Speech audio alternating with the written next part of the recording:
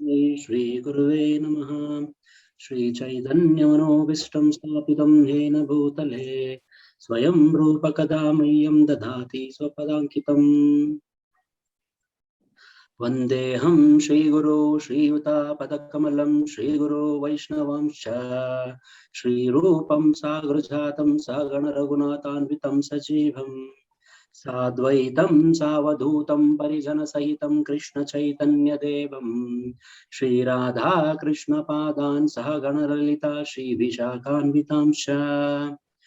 हे कृष्णा करुणा सिन्धो दीनबन्धो जगत्पते गोपेश गोपीकान्त राधा कान्ता नमोऽस्तुते। तप्त काञ्चन गौराङ्गे राधे वृन्दावनेश्वरी वृषभानुसुते देवी प्रणमामि हरिप्रिये।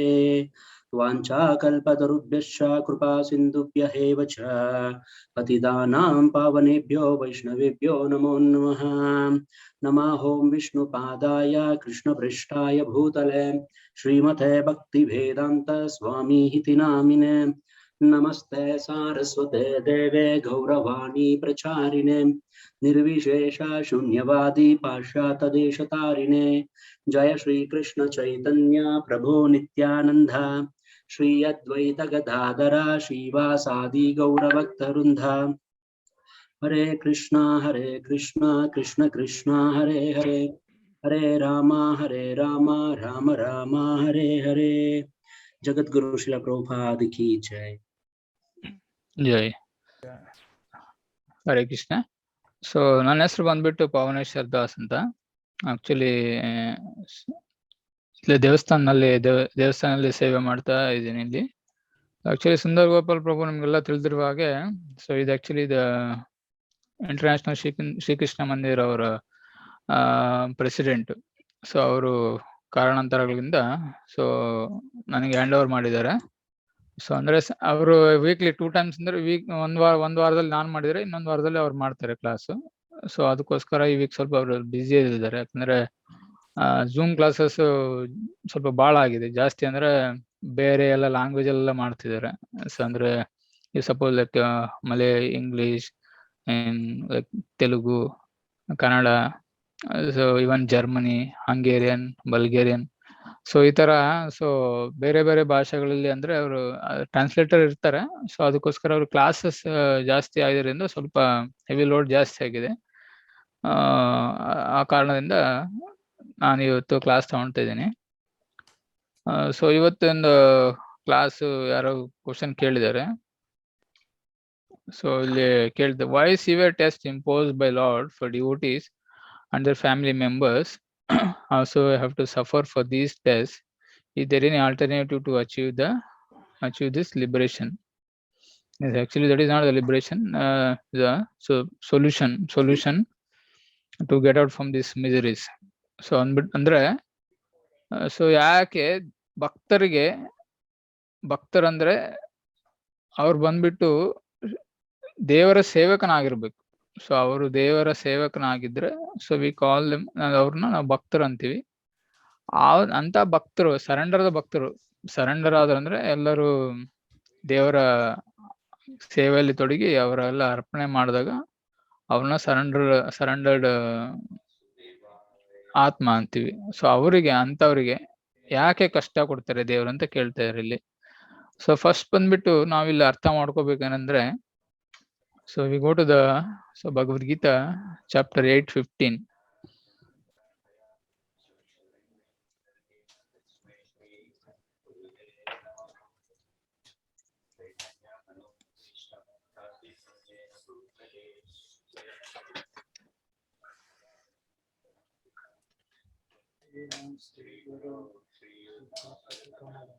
ಓದಿ, ಯಾರಾದ್ರು ಓದಿ.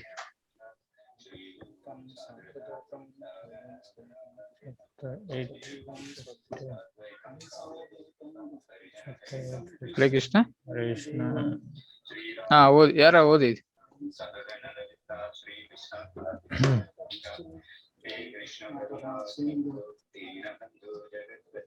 Chapter 8 Bhagavad Gita, chapter 8:15th verse. ಅನುವಾದ. ಭಕ್ತಿಪೂರ್ವಕ ಯೋಗಿಗಳಾದ ಮಹಾತ್ಮರು ನನ್ನನ್ನು ಸೇರಿದ ಮೇಲೆ ದುಃಖಗಳ ತವರಾದ ಈ ಅಶಾಶ್ವತ ಪ್ರಪಂಚಕ್ಕೆ ಹಿಂದಿರುಗುವುದಿಲ್ಲ, ಏಕೆಂದರೆ ಅವರು ಅತ್ಯುನ್ನತ ಪರಿಪೂರ್ಣತೆಯನ್ನು ಸಾಧಿಸಿದ್ದಾರೆ. So you can read the purport. ಭಾವಾರ್ಥ: ಈ ಅಶಾಶ್ವತ ಐಹಿಕ ಪ್ರಪಂಚವು ಜನನ, ಮುಪ್ಪು, ರೋಗ ಮತ್ತು ಸಾವುಗಳ ಸಂಕಟಗಳಿಂದ ತುಂಬಿರುವುದರಿಂದ ಅತ್ಯುನ್ನತ ಪರಿಪೂರ್ಣತೆಯನ್ನು ಸಾಧಿಸಿ ಪರಮಲೋಕವಾದ ಕೃಷ್ಣಲೋಕ ಅಥವಾ ಗೋಲೋಕ ಬೃಂದಾವನವನ್ನು ಸೇರಿದವನು ಹಿಂದಿರುಗಲು ಬಯಸುವುದಿಲ್ಲ.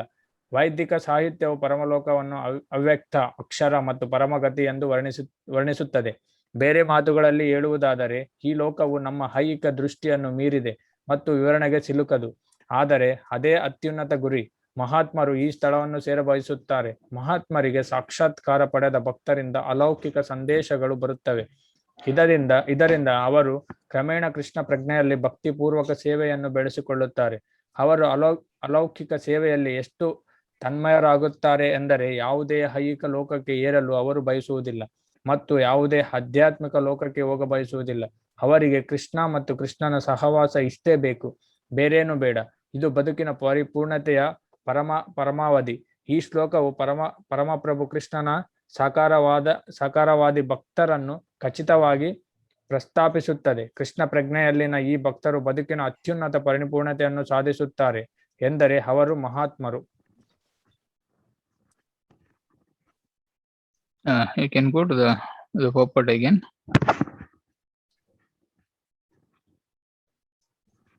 ಸೊ ಇಲ್ಲಿ ನೋಡಿ, ಈ ಅಶಾಶ್ವತ ಐತಿಕ ಪ್ರಪಂಚವು ಜನನ, ಮುಪ್ಪು, ರೋಗ ಮತ್ತು ಸಾವುಗಳ ಸಂಕಟಗಳಿಂದ ತುಂಬಿರುವುದು.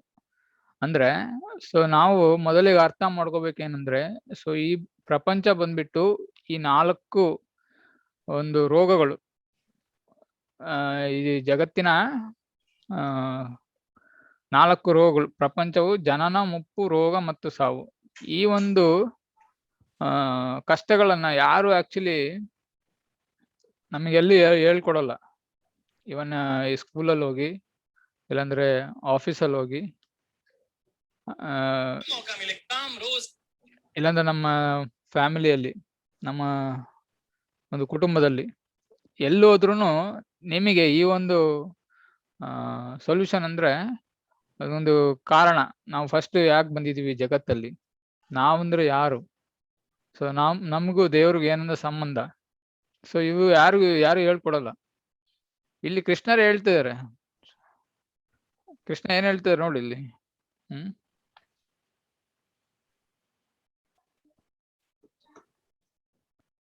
So the translation: ಮಾಮುಪೇತ್ಯ ಪುನರ್ಜನ್ಮ ದುಃಖಾಲಯಂ ಅಶಾಶ್ವತಂ ನಾಪ್ನುವಂತೆ ಮಹಾತ್ಮನ ಸಂಸಿದ್ಧಿಂ ಪರಮಂ ಗತಃ. ಸೊ ಮಾಮುಪೇತ್ಯ ಪುನರ್ಜನ್ಮ ದುಃಖಾಲಯಂ ಅಶಾಶ್ವತಂ. ಸೊ ಇಲ್ಲಿ ಕೃಷ್ಣರು ಹೇಳ್ತಿದ್ದಾರೆ, ದುಃಖಗಳ ತವರು ಅಂದ್ರೆ ಏನ್ ಹೇಳಿ. ಸೊ ಎಲ್ಲ ಅಲ್ಲೇ ಹುಟ್ಟೋದು. ಅವ್ರು ಯಾರು? ಕೃಷ್ಣ ಈಸ್ ಆಕ್ಚುಲಿ ಈ ದ ಮ್ಯಾನುಫ್ಯಾಕ್ಚರ್, ಮೀನ್ಸ್ ಈ ದ ಕ್ರಿಯೇಟರ್. ಅವ್ರು ಬಂದ್ಬಿಟ್ಟು ಈ ಸೃಷ್ಟಿಕರ್ತ. ಫಸ್ಟ್ ಇದು ಸೃಷ್ಟಿಕರ್ತ ಅಂದ್ರೆ ಜಗತ್ತಿಗೆ ಅವರು ಕಾರಣ. ಈಶ್ವರ ಪರಮ ಕೃಷ್ಣ ಸಚ್ಚಿದಾನಂದ ವಿಗ್ರಹ ಅನಾದಿರಾದಿ ಗೋವಿಂದ ಸರ್ವ ಕಾರಣಂ. ಸೊ ಎಲ್ಲಾ ಕಾರಣಗಳಿಗೂ ಕಾರಣ ಸೊ ಶ್ರೀಕೃಷ್ಣ. ಅವ್ರು ಹೇಳ್ತಾರೆ ಭಗವದ್ಗೀತೆಯಲ್ಲಿ. ಭಗವದ್ಗೀತೆ ಬಂದ್ಬಿಟ್ಟು ಕೃಷ್ಣ ಅರ್ಜುನಿಗೆ ಬೋಧಿಸಿದ್ರು. ಯುದ್ಧ ಇನ್ನೇನು ಸ್ಟಾರ್ಟ್ ಆಗ್ತಿರ್ಬೇಕು. ಅರ್ಜುನ ನೀನು ಫೈಟ್ ಮಾಡ್ಬೇಕು, ಇನ್ನೊಂದು ಅರ್ಧ ಗಂಟೆ 1 ಗಂಟೆ ಇದೆ. ಬಟ್ ಅರ್ಜುನ ಸೊ ನಾನು ಮಾಡಲ್ಲ ಅಂತ ಹೇಳಿದ್ರು. ನಾನು ಯುದ್ಧ ಮಾಡಕ್ ಆಗಲ್ಲ ನನಗೆ. ಇವೆಲ್ಲ ನೀವು ಭಗವದ್ಗೀತೆ 1ನೇ ಅಧ್ಯಾಯ 2ನೇ ಅಧ್ಯಾಯದಲ್ಲಿ ನೀವು ಓದ್ತಾ ಹೋದ್ರೆ, ಸೊ 1ನೇ ಅಧ್ಯಾಯದಲ್ಲಿ ಭಗವದ್ಗೀತೆ ಅವ್ರ ಕನ್ವರ್ಸೇಷನ್ ಸ್ಟಾರ್ಟ್ ಆಗುತ್ತೆ. ಅಲ್ಲಿ ಓದ್ತಾ ಹೋದ್ರೆ ನಿಮಗೆ ಅರ್ಜುನ ಹೇಳ್ತಾರೆ, ಈಸ್ ಇಂಪಾಸಿಬಲ್ ಹೇಳ್ತಾರೆ, ನನಗೆ ಸಾಧ್ಯನೇ ಇಲ್ಲ. ಅಲ್ಲಿ ನನ್ನ ತಾತ ಇದ್ದಾರೆ, ಗುರುಗಳಿದ್ದಾರೆ, ಅಣ್ಣ ಇದ್ದಾರೆ, ತಮ್ಮ ಇದ್ದಾರೆ, ನಾನು ಯಾವ ತರ ಅವ್ರ ವಿರುದ್ಧ ನಾನು ಯುದ್ಧ ಮಾಡ್ಲಿ ಅಂತ ಹೇಳ್ತಾರೆ ಅವರು. ಸೊ ಯಾಕೆ ಹೇಳಿ? ಬಿಕಾಸ್ ನಾವು ನಮ್ಮ ದೇಹಕ್ಕೆ ಅಟ್ಯಾಚ್ ಆಗಿದೀವಿ ಅಂತ ಅವರಲ್ಲಿ ಹೇಳ್ತಾರೆ. ಕೃಷ್ಣರು ಅವರೇ ಹೇಳ್ತಾರೆ, ಯುದ್ಧದಲ್ಲಿ ಇನ್ನೇನು ಸ್ಟಾರ್ಟ್ ಆಗ್ತಿದೆ, ಇನ್ನೊಂದು ಅರ್ಧ ಗಂಟೆಲಿ ಅಂದ್ರೆ ಅವಾಗ ಅರ್ಜುನಿಗೆ ಬೋಧಿಸ್ತಾರೆ ಈ ಭಗವದ್ಗೀತೆನ. ಅವರೇ ಇದು ಕಾರಣ. ಇವಾಗ ಹೇಳಿದ್ದು ಶ್ಲೋಕದ ಪ್ರಕಾರ ಈಶ್ವರ ಪರಮಕೃಷ್ಣ ಸಚ್ಚಿದಾನಂದ ವಿಗ್ರಹ ಅನಾದಿರಾದಿ ಗೋವಿಂದ ಸರ್ವ ಕಾರಣ ಕಾರಣಂ. ಸೊ ಅವರು ಕಾರಣಕರ್ತರು ಹೇಳ್ತಿದ್ದಾರೆ. ಸೊ ಇದು ದುಃಖಗಳ ತವರು. ಸೊ ಇಂಥ ಒಂದು ದುಃಖಗಳ ತವರಲ್ಲಿ ನಾವು ಆನಂದನ ಎಲ್ಲಿ ಹುಡುಕ್ತೇವೆ, ಎಲ್ಲಿ ಹುಡುಕ್ಬೇಕು ಹೇಳಿ? ಯಾವ ತರ ಹುಡುಕಿದ್ರೆ ನಾವು ಸಂತೋಷವಾಗಿರ್ತೀವಿ? ಬಂದ್ಬಿಟ್ಟು ನಾವು ಭಕ್ತರಿಗೆ ಒಂದು ಇದು ಗುಣ ಇರುತ್ತೆ, ಸಹಿಷ್ಣುತೆ. ಸಹಿಷ್ಣುತೆ ಅಂದ್ರೆ ಹೇಳಿ ಇದು ಟಾಲರೆನ್ಸ್. ಇವನ್ ಚೈತನ್ಯ ಮಹಾಪ್ರಭು ಬಂದ್ಬಿಟ್ಟು ಹೇಳ್ತಾರೆ, ತೃಣಾದಪಿ ಸುನಿಚೇನ ತರೋರಪಿ ಸಹಿಷ್ಣುನ ಅಮಾನಿ ನಾಮಾನದೇನ ಕೀರ್ತನೆಯ ಸದಾಹರಿ. ಅವ್ರು ಹೇಳ್ತಾರೆ. ಸೊ ನಾವೊಂದು ಈ ದುಃಖಗಳನ್ನ ಯಾವ ತರ ಸಹಿಸ್ಕೋಬೇಕಂದ್ರೆ, ಸೊ ಯಾವ ತರ ಗಿಡ ಮರ ನೋಡಿ, ಎಷ್ಟೇ ತೊಂದರೆ ಕೊಟ್ರು, ಇವನ್ ರೆಂಬೆ ಕೊಂಬೆ ಕಡಿದ್ರು, ಇವನ್ ಹಣ್ಣನ್ನು ಕಿತ್ತು ತಿಂದು ನಾವ್ ಇವನ್ ಬುಡಕ್ಕೆ ಕಡಿದ್ರು ಅದು ಒಂದು ರೆಜಿಸ್ಟ್ ಮಾಡಲ್ಲ. ಅಂತ ಒಂದು ಸಹಿಷ್ಣುತೆ ಇರುತ್ತೆ ಮರ ಗಿಡಗಳಿಗೆ. ಸೊ ಅಂತ ಒಂದು ಈ ಒಂದು ದುಃಖಗಳ ಈ ತವರಾದ ನಾವು ಇದ್ರಲ್ಲಿ, ಸೊ ಡಿವೋಟಿಗೆ ಅದು ಒಂದು ದೊಡ್ಡ ವಿಚಾರನೇ ಅಲ್ಲ. ಇವನ್ ಕುಂತಿದೇವಿ ಹೇಳ್ತಾರೆ. So if in go to the 1825 Shrimad Bhagavatam. Chapter 1 ಇಲ್ಲ ನಮ್ಮ ಹತ್ರ actually. We don't have the chapter on Srimad Bhagavatam. So 1825.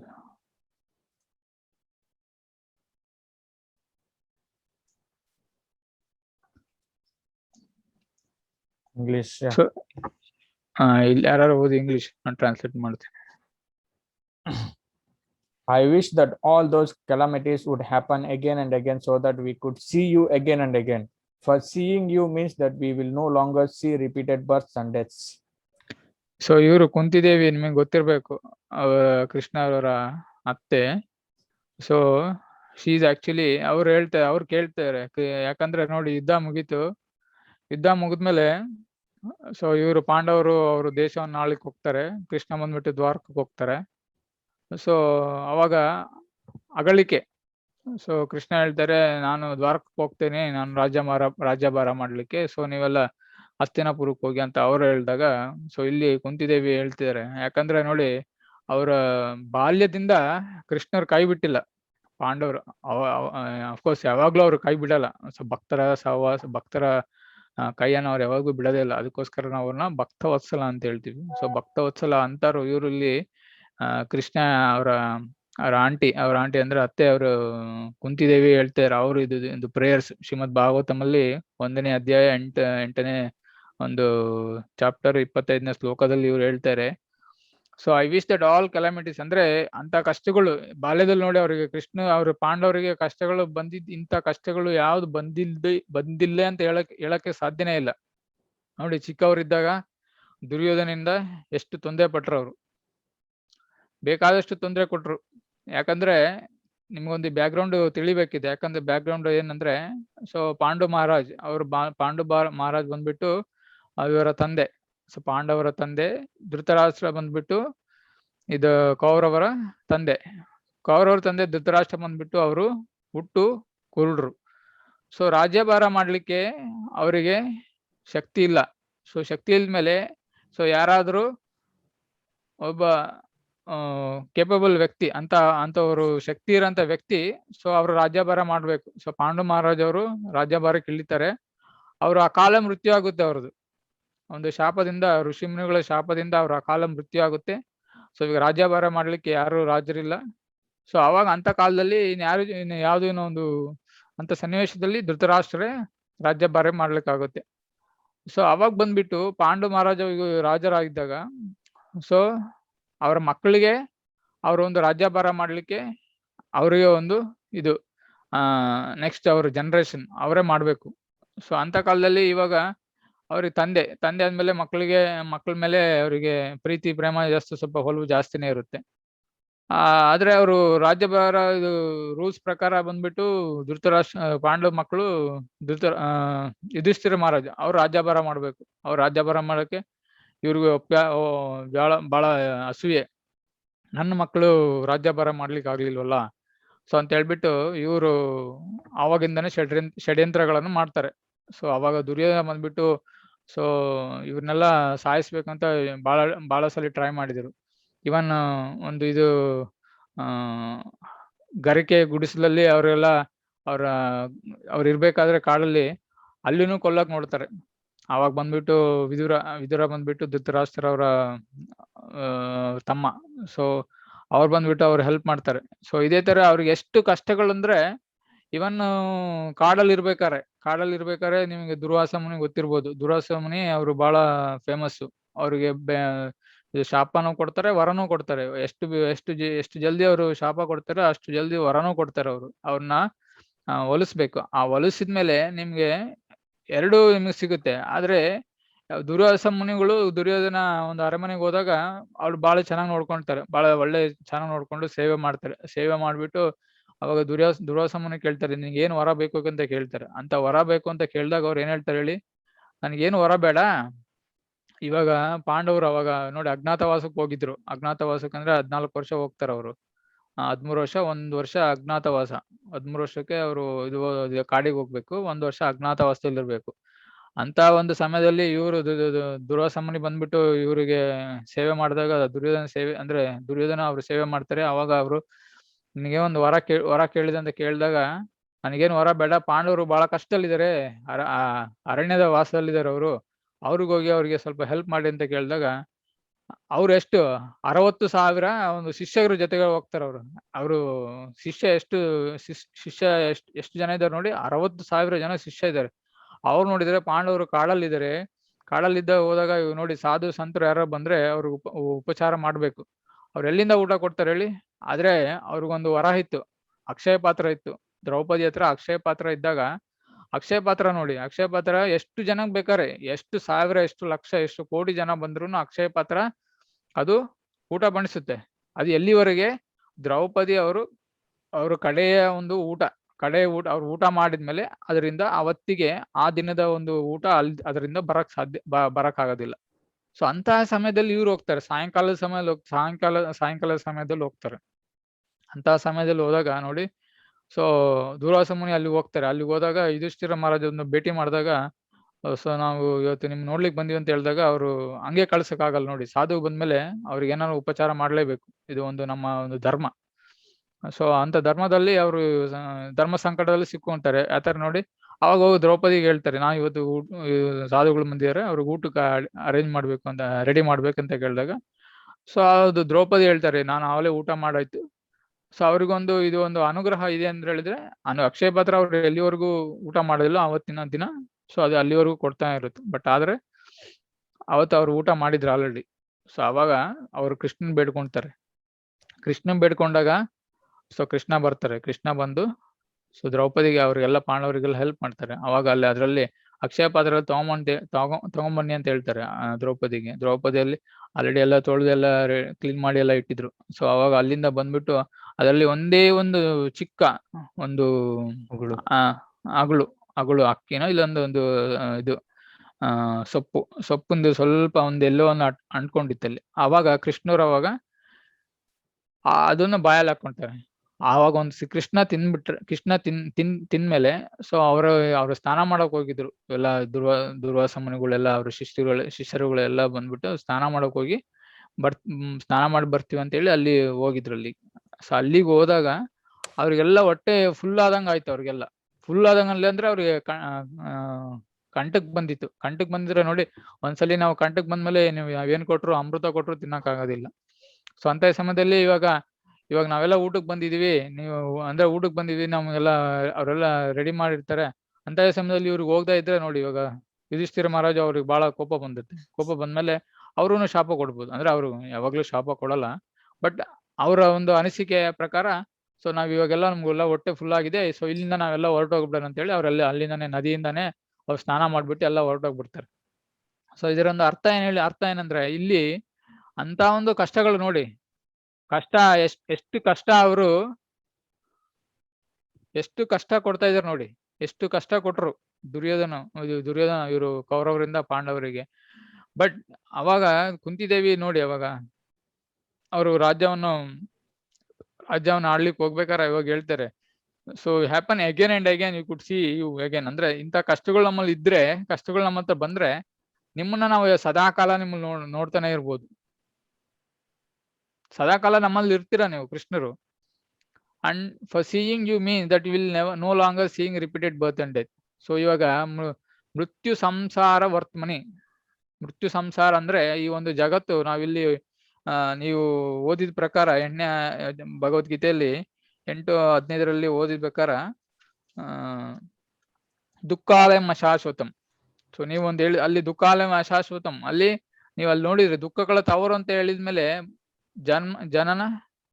ಜನ್ಮ ಮೃತ್ಯು ಜಡವ್ಯಾಧಿ, ಜನ್ಮ ಮೃತ್ಯು ಜಡವ್ಯಾಧಿ. ಸೊ ಈ ಒಂದು 4ಗಳ ಒಂದು ಪ್ಲೇಸ್ ಅಲ್ಲಿ ನಾವೊಂದು ಹ್ಯಾಪಿನೆಸ್ ಅಂದ್ರೆ ಒಂದು ಇದು ಸುಖವನ್ನು ಹುಡುಕ್ತಿರ್ಬೇಕಾದ್ರೆ ಅಂತ ಒಂದು ಈ ಸನ್ನಿವೇಶದಲ್ಲಿ ಇವ್ರು ನೋಡಿ, ಇವ್ರು ಕುಂತಿ ಮಹಾರಾಣಿ ಅವರು ಯಾವ ತರ ಕೇಳ್ತಾರೆ, ಈ ಒಂದು ನಮ್ಗೆ ಕಷ್ಟಗಳನ್ನು ಕೊಟ್ರೆ ನೀವು, ಸೊ ನಾವು ಸದಾ ಕಾಲ ನಿಮ್ಮಲ್ಲಿ ನೆನೆಸ್ಬೋದು. ಯಾಕಂದ್ರೆ ಡಿವೋಟಿ ಅಂದ್ರೆ ಭಕ್ತರ ಕೈ ಯಾವತ್ತು ದೇವ್ರು ಬಿಡದೇ ಇಲ್ಲ. ಅದಕ್ಕೋಸ್ಕರ you can go to the next verse 8:16.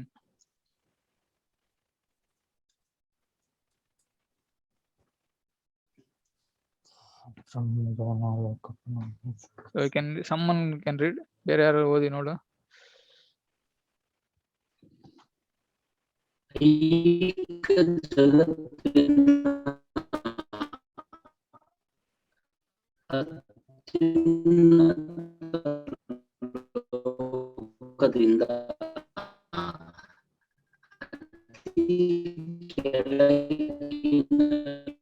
ಲೋಕದವರೆಗೆ ಎಲ್ಲಾ ಲೋಕಗಳಲ್ಲಿ ಜನನ ಮರಣಗಳು ಮತ್ತೆ ಮತ್ತೆ ಆಗುತ್ತವೆ.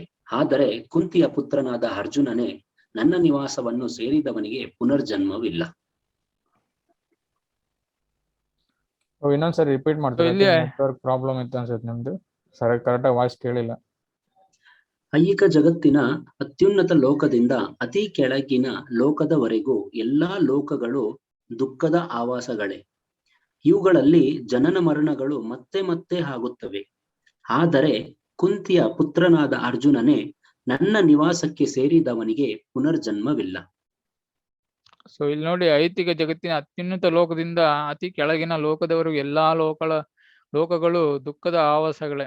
ಅಂದ್ರೆ ನಾವಿಲ್ಲಿ ಬಂದ್ಬಿಟ್ಟು ಬ್ರಹ್ಮಲೋಕ, ಆ ಬ್ರಹ್ಮ ಪುನರ್ಲೋಕ, ಆ ಬ್ರಹ್ಮ ಭುವನಾಲೋಕ ಪುನರಾವರ್ತಿನೋ ಅರ್ಜುನ. ಸೊ ಭೂಲೋಕದಿಂದ ಹಿಡಿದ್ಬಿಟ್ಟು ಆ ಬ್ರಹ್ಮಲೋಕದವರೆಗೂ, ಅಲ್ಲಿ ಕೆಳಗ್ ಬಂದ್ಬಿಟ್ಟು ಪಾತಾಳ ಲೋಕದವರೆಗೂ. ಸೊ ಪುನರಪಿ ಜನನಂ ಪುನರಪಿ ಮರಣಂ. ಸೊ ಇಂಥ ಒಂದು ನಾವು ಈ ಲೋಕದಲ್ಲಿ ಇರ್ಬೇಕಾದ್ರೆ ಸೊ ಯಾವ ತರ ನಾವು ಒಂದು ಹ್ಯಾಪಿನೆಸ್ ಹುಡುಕ್ಬೋದು ಹೇಳಿ. ಕೃಷ್ಣರೇ ಹೇಳ್ತಿದಾರೆ, ಆ ಬ್ರಹ್ಮ ಪುನರ್ಲೋಕ ಪುನರಾವರ್ತಿನೋ Arjuna. Can go to the purport.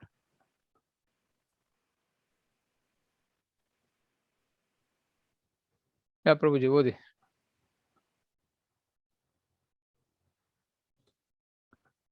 Hare Krishna. ಕರ್ಮಯೋಗಿಗಳು, ಜ್ಞಾನಯೋಗಿಗಳು, ಹಠಯೋಗಿಗಳು ಮೊದಲಾದ ಎಲ್ಲಾ ಬಗೆಯ ಯೋಗಿಗಳು ಕೃಷ್ಣನ ದಿವ್ಯ ಆವಾಸಕ್ಕೆ ಹೋಗಿ ಮತ್ತೆ ಬರದಂತೆ ಆಗಬೇಕಾದರೆ ಕಡೆಗೆ ಅವರು ಭಕ್ತಿ ಯೋಗದಲ್ಲಿ ಅಥವಾ ಕೃಷ್ಣ ಪ್ರಜ್ಞೆಯಲ್ಲಿ ಪರಿಪೂರ್ಣತೆಯನ್ನು ಪಡೆದುಕೊಳ್ಳಬೇಕಾಗುತ್ತದೆ. ದೇವತೆಗಳ ಲೋಕಗಳು, ಅತ್ಯುನ್ನತ ಐಹಿಕ ಲೋಕಗಳು, ಅವುಗಳನ್ನು ತಲುಪಿದವರು ಮತ್ತೆ ಮತ್ತೆ ಹುಟ್ಟು ಸಾವುಗಳನ್ನು ಅನುಭವಿಸಬೇಕಾಗುತ್ತದೆ.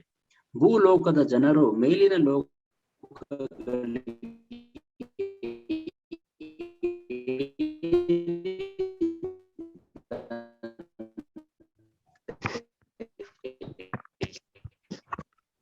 ನೆಟ್ವರ್ಕ್ ಪ್ರಾಬ್ಲಮ್ ಆಗ್ತಾ ಇದೆ ನೋಡಿ, ನೆಟ್ವರ್ಕ್ ಪ್ರಾಬ್ಲಮ್.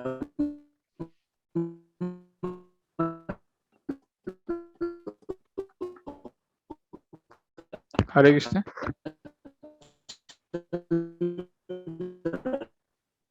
ಕಟ್ ಆಗ್ತದೆ ಪ್ರಭು. ಮತ್ತು ಇಂದ್ರ ಲೋಕಗಳಂತಹ ಮೇಲಿನ ಲೋಕಗಳಲ್ಲಿರುವವರು ಭೂಮಿಗೆ ಬೀಳುತ್ತಾರೆ. ಚಾಂದು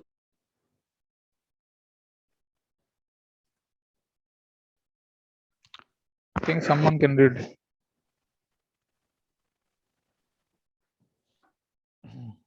ಭಾವಾರ್ಥ ಕರ್ಮಯೋಗಿಗಳು, ಜ್ಞಾನಯೋಗಿಗಳು, ಹಠಯೋಗಿಗಳು ಮೊದಲಾದ ಎಲ್ಲಾ ಬಗೆಯ ಯೋಗಿಗಳು ಕೃಷ್ಣನ ದಿವ್ಯ ಆವಾಸಕ್ಕೆ ಹೋಗಿ ಮತ್ತೆ ಬರದಂತೆ ಆಗಬೇಕಾದರೆ ಕಡೆಗೆ ಅವರು ಭಕ್ತಿ ಯೋಗದಲ್ಲಿ ಅಥವಾ ಕೃಷ್ಣ ಪ್ರಜ್ಞೆಯಲ್ಲಿ ಭಕ್ತಿಯ ಪರಿಪೂರ್ಣತೆಯನ್ನು ಪಡೆದುಕೊಳ್ಳಬೇಕಾಗುತ್ತದೆ.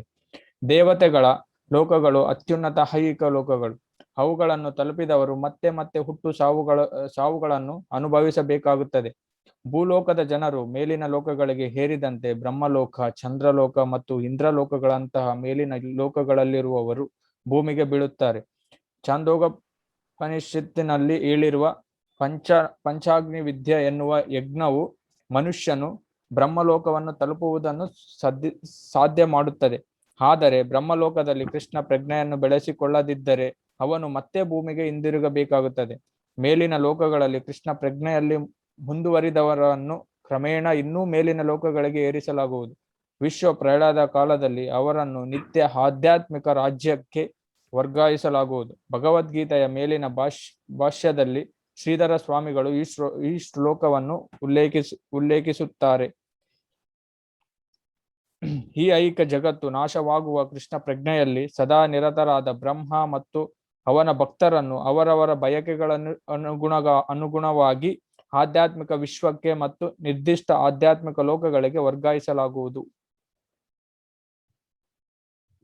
ಸೊ ಇಲ್ಲಿ ನೋಡಿ, ಸೊ ಭಗವದ್ಗೀತೆಯಲ್ಲಿ ಅವ್ರು ಹೇಳ್ತಾರೆ, ಆ ಬ್ರಹ್ಮ ಭುವನಾಲೋಕ ಪುನರಾವರ್ತಿನ ಅರ್ಜುನ ಮಾಮುಪೇತಿ ಕೌಂತೆಯ ಪುನರ್ಜನ್ಮನ ವಿದ್ಯತೆ. ಸೊ ಇಲ್ಲಿ ಬಂದ್ಬಿಟ್ಟು ಕೃಷ್ಣ ಹೇಳ್ತಾರೆ. ಸೊ ನಾವು ಇವತ್ತಿನ ಮೀನ್ಸ್ ಇವತ್ತಿನ ಒಂದು ಪ್ರಶ್ನೆಗಳಿಗೆ ಯಾಕೆ ಈ ತರ ಇದು ರೆಫರೆನ್ಸ್ ಕೊಡ್ತಾ ಇದ್ದೇನೆಂದ್ರೆ, ಇಲ್ಲಿ ಬಂದ್ಬಿಟ್ಟು ನಾವು ಅರ್ಥ ಮಾಡ್ಕೋಬೇಕಾಗಿರೋದು ಏನಂದ್ರೆ, ಮೊದಲು ಬಂದ್ಬಿಟ್ಟು ನಾವು ಇಲ್ಲಿ ಮೃತ್ಯು ಲೋಕದಲ್ಲಿ ಇದೀವಿ. ನಾವು ಮೊದಲು ಬಂದ್ಬಿಟ್ಟು ನಾವು ಮೃತ್ಯು ಲೋಕದಲ್ಲಿ ಇದೀವಿ. ಮೃತ್ಯು ಲೋಕದಲ್ಲಿ ನಾವು ಒಂದು ಜನ್ಮ ಮೃತ್ಯು ಜಡವ್ಯಾಧು ಈ ಒಂದು ಸಂಸಾರಗಳಲ್ಲಿ ಈ ಒಂದು ಕಷ್ಟಗಳಲ್ಲಿ ಇರ್ಬೇಕಾದ್ರೆ ಇಲ್ಲಿ ನಾವು ಒಂದು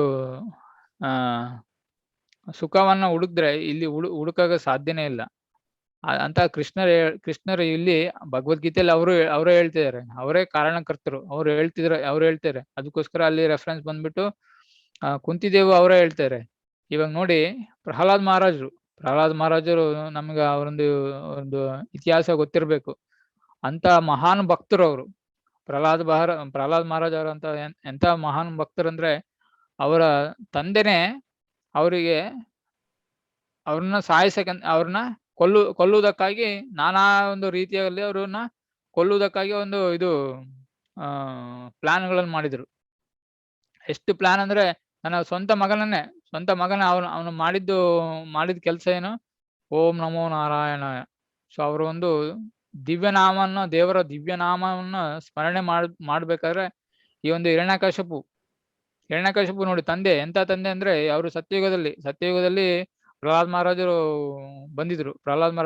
ಅಂತ ಒಂದು ಸಮಯದಲ್ಲಿ ಹಿರಣ್ಯಕಶಿಪು ತಂದೆ ಒಂದು ದುರಹಂಕಾರಿ, ಬಂದ್ಬಿಟ್ಟು ಸುರ ಅಂದ್ರೆ ದೇವತೆಗಳು, ಅಸುರ ಅಂದ್ರೆ ರಾಕ್ಷಸರು. ಅವರೊಂದು ರಾಕ್ಷಸರು.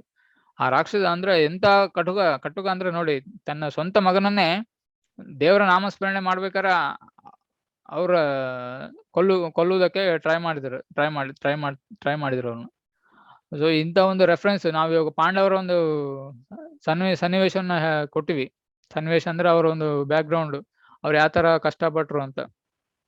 ಅವರಿಗೆ ಭಕ್ತರಿಗೆ ಅದು ಆಕ್ಚುಲಿ ಕಷ್ಟನೇ ಅಲ್ಲ.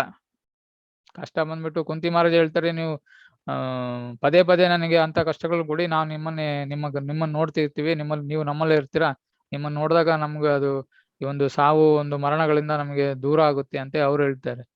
ಸೊ ಇವಾಗ ಬಂದ್ಬಿಟ್ಟು ಪ್ರಹ್ಲಾದ್ ಮಹಾರಾಜ್ ಆಯ್ತು. ಇವಾಗ ನೆಕ್ಸ್ಟ್ ಬಂದ್ಬಿಟ್ಟು ನೀವು ಇವರು ಹರಿದಾಸ್ ಠಾಕೂರ್ ಇವರು ಚೈತನ್ಯ ಮಹಾಪ್ರಭುಗಳವರು ನಿಕಟ ಅಂದ್ರೆ ಅವರೊಬ್ಬ ಶಿಷ್ಯರು, ಬಹಳ ದೊಡ್ಡ ಶಿಷ್ಯರು. ಅವ್ರು ಬಂದ್ಬಿಟ್ಟು ಮುಸ್ಲಿಮ್ರು. ಇವ್ರು ನೋಡಿ, ಹರಿದಾಸ್ ಠಾಕೂರ್ ಬಂದ್ಬಿಟ್ಟು ಅವರ ಹರಿ ಅಂದ್ರೆ ನೋಡಿ ದಾಸ. ಅವರಿಗೆ ಹರಿದಾಸ್ ಠಾಕೂರ್ ಅಂದ್ರೆ ಹೇಳಿ ಅವರು ನಿತ್ಯ ನಾಮಸ್ಮರಣೆ ಎಷ್ಟು ನಾಮಸ್ಮರಣೆ ಮಾಡ್ತಾ ಇದ್ರು ಅಂದ್ರೆ, ಅವ್ರು ಎಷ್ಟು ಜಪ ಮಾಡ್ತಾ ಇದ್ರು ಅಂದ್ರೆ 192 ರೌಂಡ್ ಮಾಡ್ತಾ ಇದ್ರು.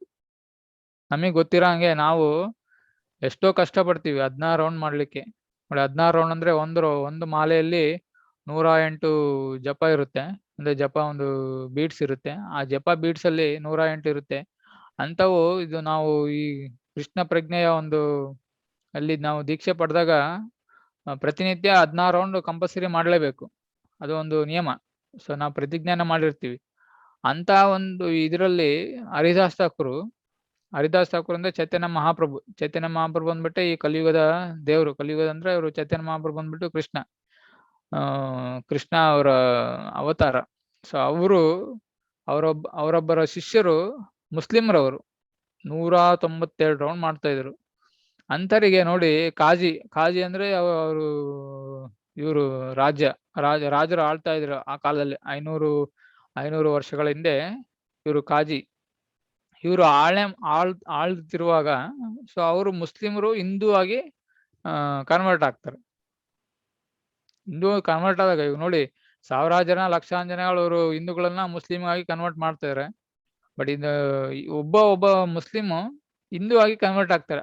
ಅವಾಗ ಜನಗಳೆಲ್ಲ ಹೋಗಿ ಕಂಪ್ಲೇಂಟ್ ಮಾಡ್ತಾರೆ ರಾಜರಿಗೆ, ಇವ್ರು ಬಂದ್ಬಿಟ್ಟು ಹಿಂದೂಗಳೊಬ್ಬ ದೇವರ ನಾಮಸ್ಮರಣೆ ಮಾಡ್ತಾರೆ, ಮುಸ್ಲಿಂ ಆಗಿ ಹುಟ್ಬಿಟ್ಟು ಅಂತ ಹೇಳ್ತಾರೆ. ಕಂಪ್ಲೇಂಟ್ ಮಾಡಿದಾಗ ಅವರಿಗೆ ಬಹಳ ಒಂದು ಕಷ್ಟ ಕೊಡ್ತಾರೆ. ಅವಾಗ ಕಷ್ಟ ಕೊಟ್ಟಾಗ ಅವ್ರು ಯಾರು ಏನು ಕಂಪ್ಲೇಂಟ್ ಮಾಡಲಿಲ್ಲ. ಹರಿದಾಸ್ ಠಾಕೂರ್ ಬಂದ್ಬಿಟ್ಟು 27 ಮಾರ್ಕೆಟ್ ಪ್ಲೇಸ್ ಅಲ್ಲಿ ಅವರಿಗೆ ಚಾಟಿ ಏಟ್ ಕೊಡ್ತಾರೆ.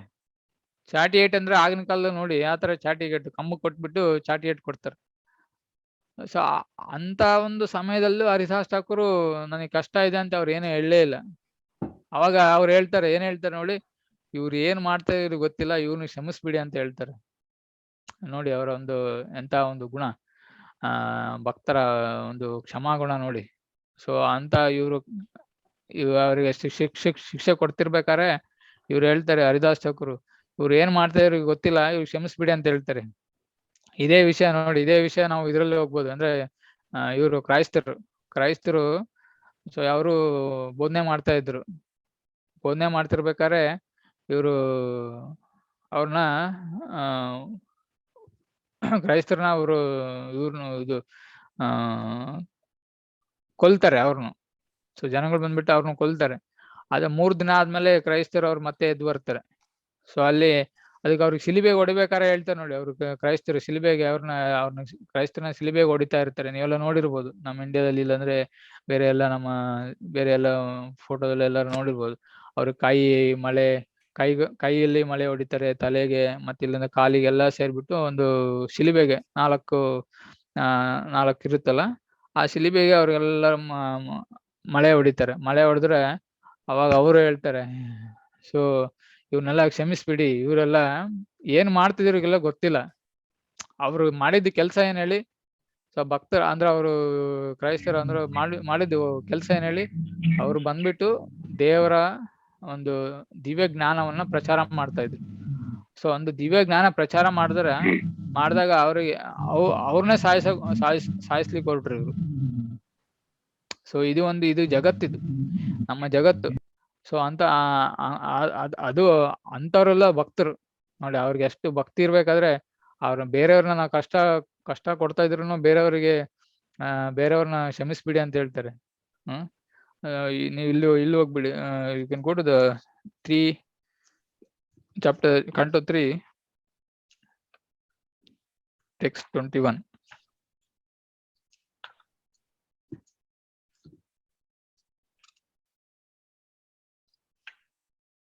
Three 25-21.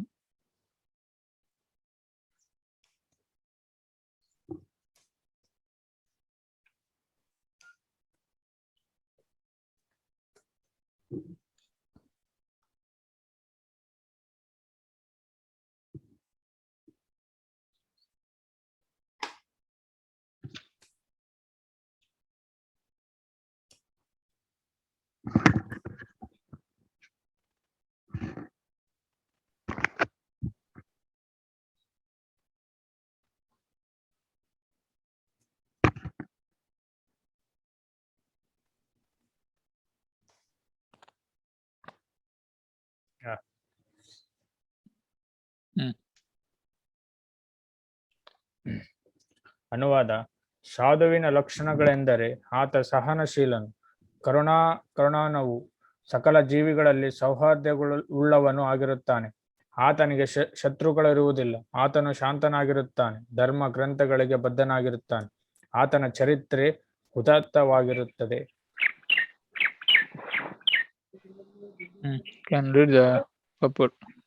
ಭಾವಾರ್ಥ: ಮೇಲೆ ವರ್ಣಿಸಲಾದಂತೆ ಸಾಧುವು ಭಗವಂತನ ಭಕ್ತನಾಗಿರುವನು. ಆದ್ದರಿಂದ ಭಗವಂತನ ಭಕ್ತಿ ಸೇವೆಗೆ ಜನರನ್ನು ಜಾಗೃತಗೊಳಿಸುವುದೇ ಆತನ ಹಂಬಲವಾಗಿರುತ್ತದೆ. ಅದು ಅವನು ಮಾಡುವ ಕೃಪೆ. ಭಗವಂತನ ಭಕ್ತಿ ಸೇವೆಯ ವಿನಾ ಮನುಷ್ಯ ಜೀವನ ಹಾಳಾಗುತ್ತದೆ ಎಂಬುದನ್ನು ಆತ ತಿಳಿದಿರುತ್ತಾನೆ. ಭಕ್ತನು ಉಪದೇಶ ಮಾಡುತ್ತಾ ಮನೆಯಿಂದ ಮನೆಗೆ, ರಾಷ್ಟ್ರದ್ದಕ್ಕೂ ಸಂಚರಿಸುತ್ತಾನೆ. ಕೃಷ್ಣ ಪ್ರಜ್ಞೆಯುಳ್ಳವರಾಗಿ ಭಗವಾನ್ ಶ್ರೀ ಕೃಷ್ಣನ ಭಕ್ತರಾಗಿ ನಿಮ್ಮ ಪಶುವೃತವನ್ನು ಪೂರೈಸಿಕೊಳ್ಳುವುದರಲ್ಲೇ ನಿಮ್ಮ ಜೀವನವನ್ನು ಹಾಳು ಮಾಡಬೇಡಿ. ಆತ್ಮ ಸಾಕ್ಷಾತ್ಕಾರ ಅಥವಾ ಕೃಷ್ಣ ಪ್ರಜ್ಞೆಯ ಮನುಷ್ಯ ಜೀವನದ ಧೈರ್ಯ ಇದೇ ಅಂತಹ ಸಾಧುವಿನ ಉಪದೇಶವಾಗಿದೆ. ತನ್ನ ಮುಕ್ತಿಯಿಂದಷ್ಟೇ ಆತ ತೃಪ್ತನಾಗುವುದಿಲ್ಲ. ಇತರರನ್ನು ಕುರಿತು ಅವನು ಸದಾ ಚಿಂತಿಸುತ್ತಾನೆ. ಅವನು ಎಲ್ಲಾ ಪತಿತ್ಮರ ಬಗ್ಗೆ ಅತ್ಯಂತ ಕರುಳಾಗಿರುವುದು. ಆದ್ದರಿಂದ ಕರುಣಿಕ ಎಂದರೆ ಪತಿತಾತ್ಮರ ಬಗ್ಗೆ ತುಂಬಾ ಕರುಣೆಯುಳ್ಳವನು ಎಂಬುದು ಅವನ ವಿಶೇಷಣಗಳಲ್ಲಿ ಒಂದು. ಉಪದೇಶ ಕಾರ್ಯದಲ್ಲಿ ತೊಡಗಿರುವಾಗ ಅವನು ಅನೇಕ ವಿರುದ್ಧ ಅಂಶಗಳನ್ನು ಎದುರಿಸಬೇಕಾಗುತ್ತದೆ. ಆದ್ದರಿಂದ ಭಗವದ್ವಾತ್ಮಕವಾದ ಸಾಧುವು ತುಂಬಾ ಸಹನಶೀಲನಾಗಿರಬೇಕಾಗುತ್ತದೆ. ಯಾವನಾದರೂ ಆತನನ್ನು ಕೆಟ್ಟದಾಗಿ ನಡೆಸಿಕೊಳ್ಳಬಹುದು, ಏಕೆಂದರೆ ಬದ್ಧಾತ್ಮರ ಶಕ್ತಿ ಸೇವೆಯ ಅಲೌಕಿಕ ಜ್ಞಾನವನ್ನು ಸ್ವೀಕರಿಸಲು ಸಿದ್ಧರಿರುವುದಿಲ್ಲ. ಅವರು ಅದನ್ನು ಇಷ್ಟಪಡುವುದಿಲ್ಲ. ಅದು ಅವರಿಗೆ ತಗುಲಿದ ರೋಗ. ಸಾಧುವು ಅವರಿಗೆ ಭಕ್ತಿ ಸೇವೆಯ ಮಹಾತ್ಮವನ್ನು ಮನವರಿಕೆ ಮಾಡಿಕೊಡುವ ಫಲರಹಿತ ಹೊಣೆಯನ್ನು ಹೊತ್ತಿರುತ್ತಾನೆ. ಕೆಲವೊಮ್ಮೆ ಭಕ್ತರನ್ನು ವೈಯಕ್ತಿಕವಾಗಿ ಘಾಸಿಗೊಳಿಸಿ ಹಿಂಸಿಸಲಾಗಿದೆ. ಯೇಸು ಕ್ರಿಸ್ತರನ್ನು ಶಿಲುಬೆಗೇರಿಸಲಾಯಿತು. ಹರಿದಾಸ ಠಾಕೂರನ್ನು 22 ಮಾರುಕಟ್ಟೆಯಲ್ಲಿ ಬೆತ್ತದಿಂದ ಥಳಿಸಲಾಯಿತು. ಶ್ರೀ ಚೈತನ್ಯರ ಪ್ರಮುಖ ಸಹಾಯಕನಾದ ನಿತ್ಯಾನಂದನನ್ನು ಜಗಾಯ್ ಮತ್ತು ಮದಾಯ್ ಹಿಂಸಿಸಿ ಘಾಸಿಗೊಳಿಸಿದರು. ಆದರೂ ಅವರು ಸಹನಶೀಲರಾಗಿದ್ದರು, ಏಕೆಂದರೆ ಪತಿತಾತ್ಮರನ್ನು ಉದ್ಧರಿಸುವುದೇ ಅವರ ಜೀವನ ಧ್ಯೇಯವಾಗಿದೆ.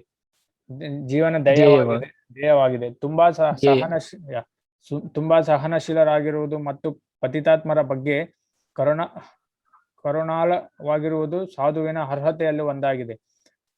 ಅವನು ಕರುಣಾಳುವಾಗಿರುತ್ತಾನೆ, ಏಕೆಂದರೆ ಅವನು ಸಕಲ ಜೀವಿಯ ಹಿತೈಷಿಯಾಗಿರುವನು. ಆತನು ಮನುಷ್ಯ ಸಮಾಜದ ಹಿತೈಷಿ ಮಾತ್ರವಲ್ಲ, ಪಶು ಸಮಾಜದ ಹಿತೈಷಿಯೂ ಆಗಿರುತ್ತಾನೆ. ಇಲ್ಲಿ ಸರ್ವದೇಹಿನಾಂ ಎಂದು ಹೇಳಲಾಗಿದೆ.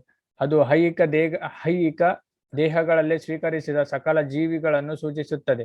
ಮನುಷ್ಯ ಜೀವಿಗಳು ಮಾತ್ರ ಐಹಿಕ ದೇಹವನ್ನು ಹೊಂದಿಲ್ಲ. ಬೆಕ್ಕು, ನಾಯಿಗಳಂತಹ ಇತರ ಜೀವಿಗಳು ಐಹಿಕ ದೇಹವನ್ನು ಹೊಂದಿದೆ.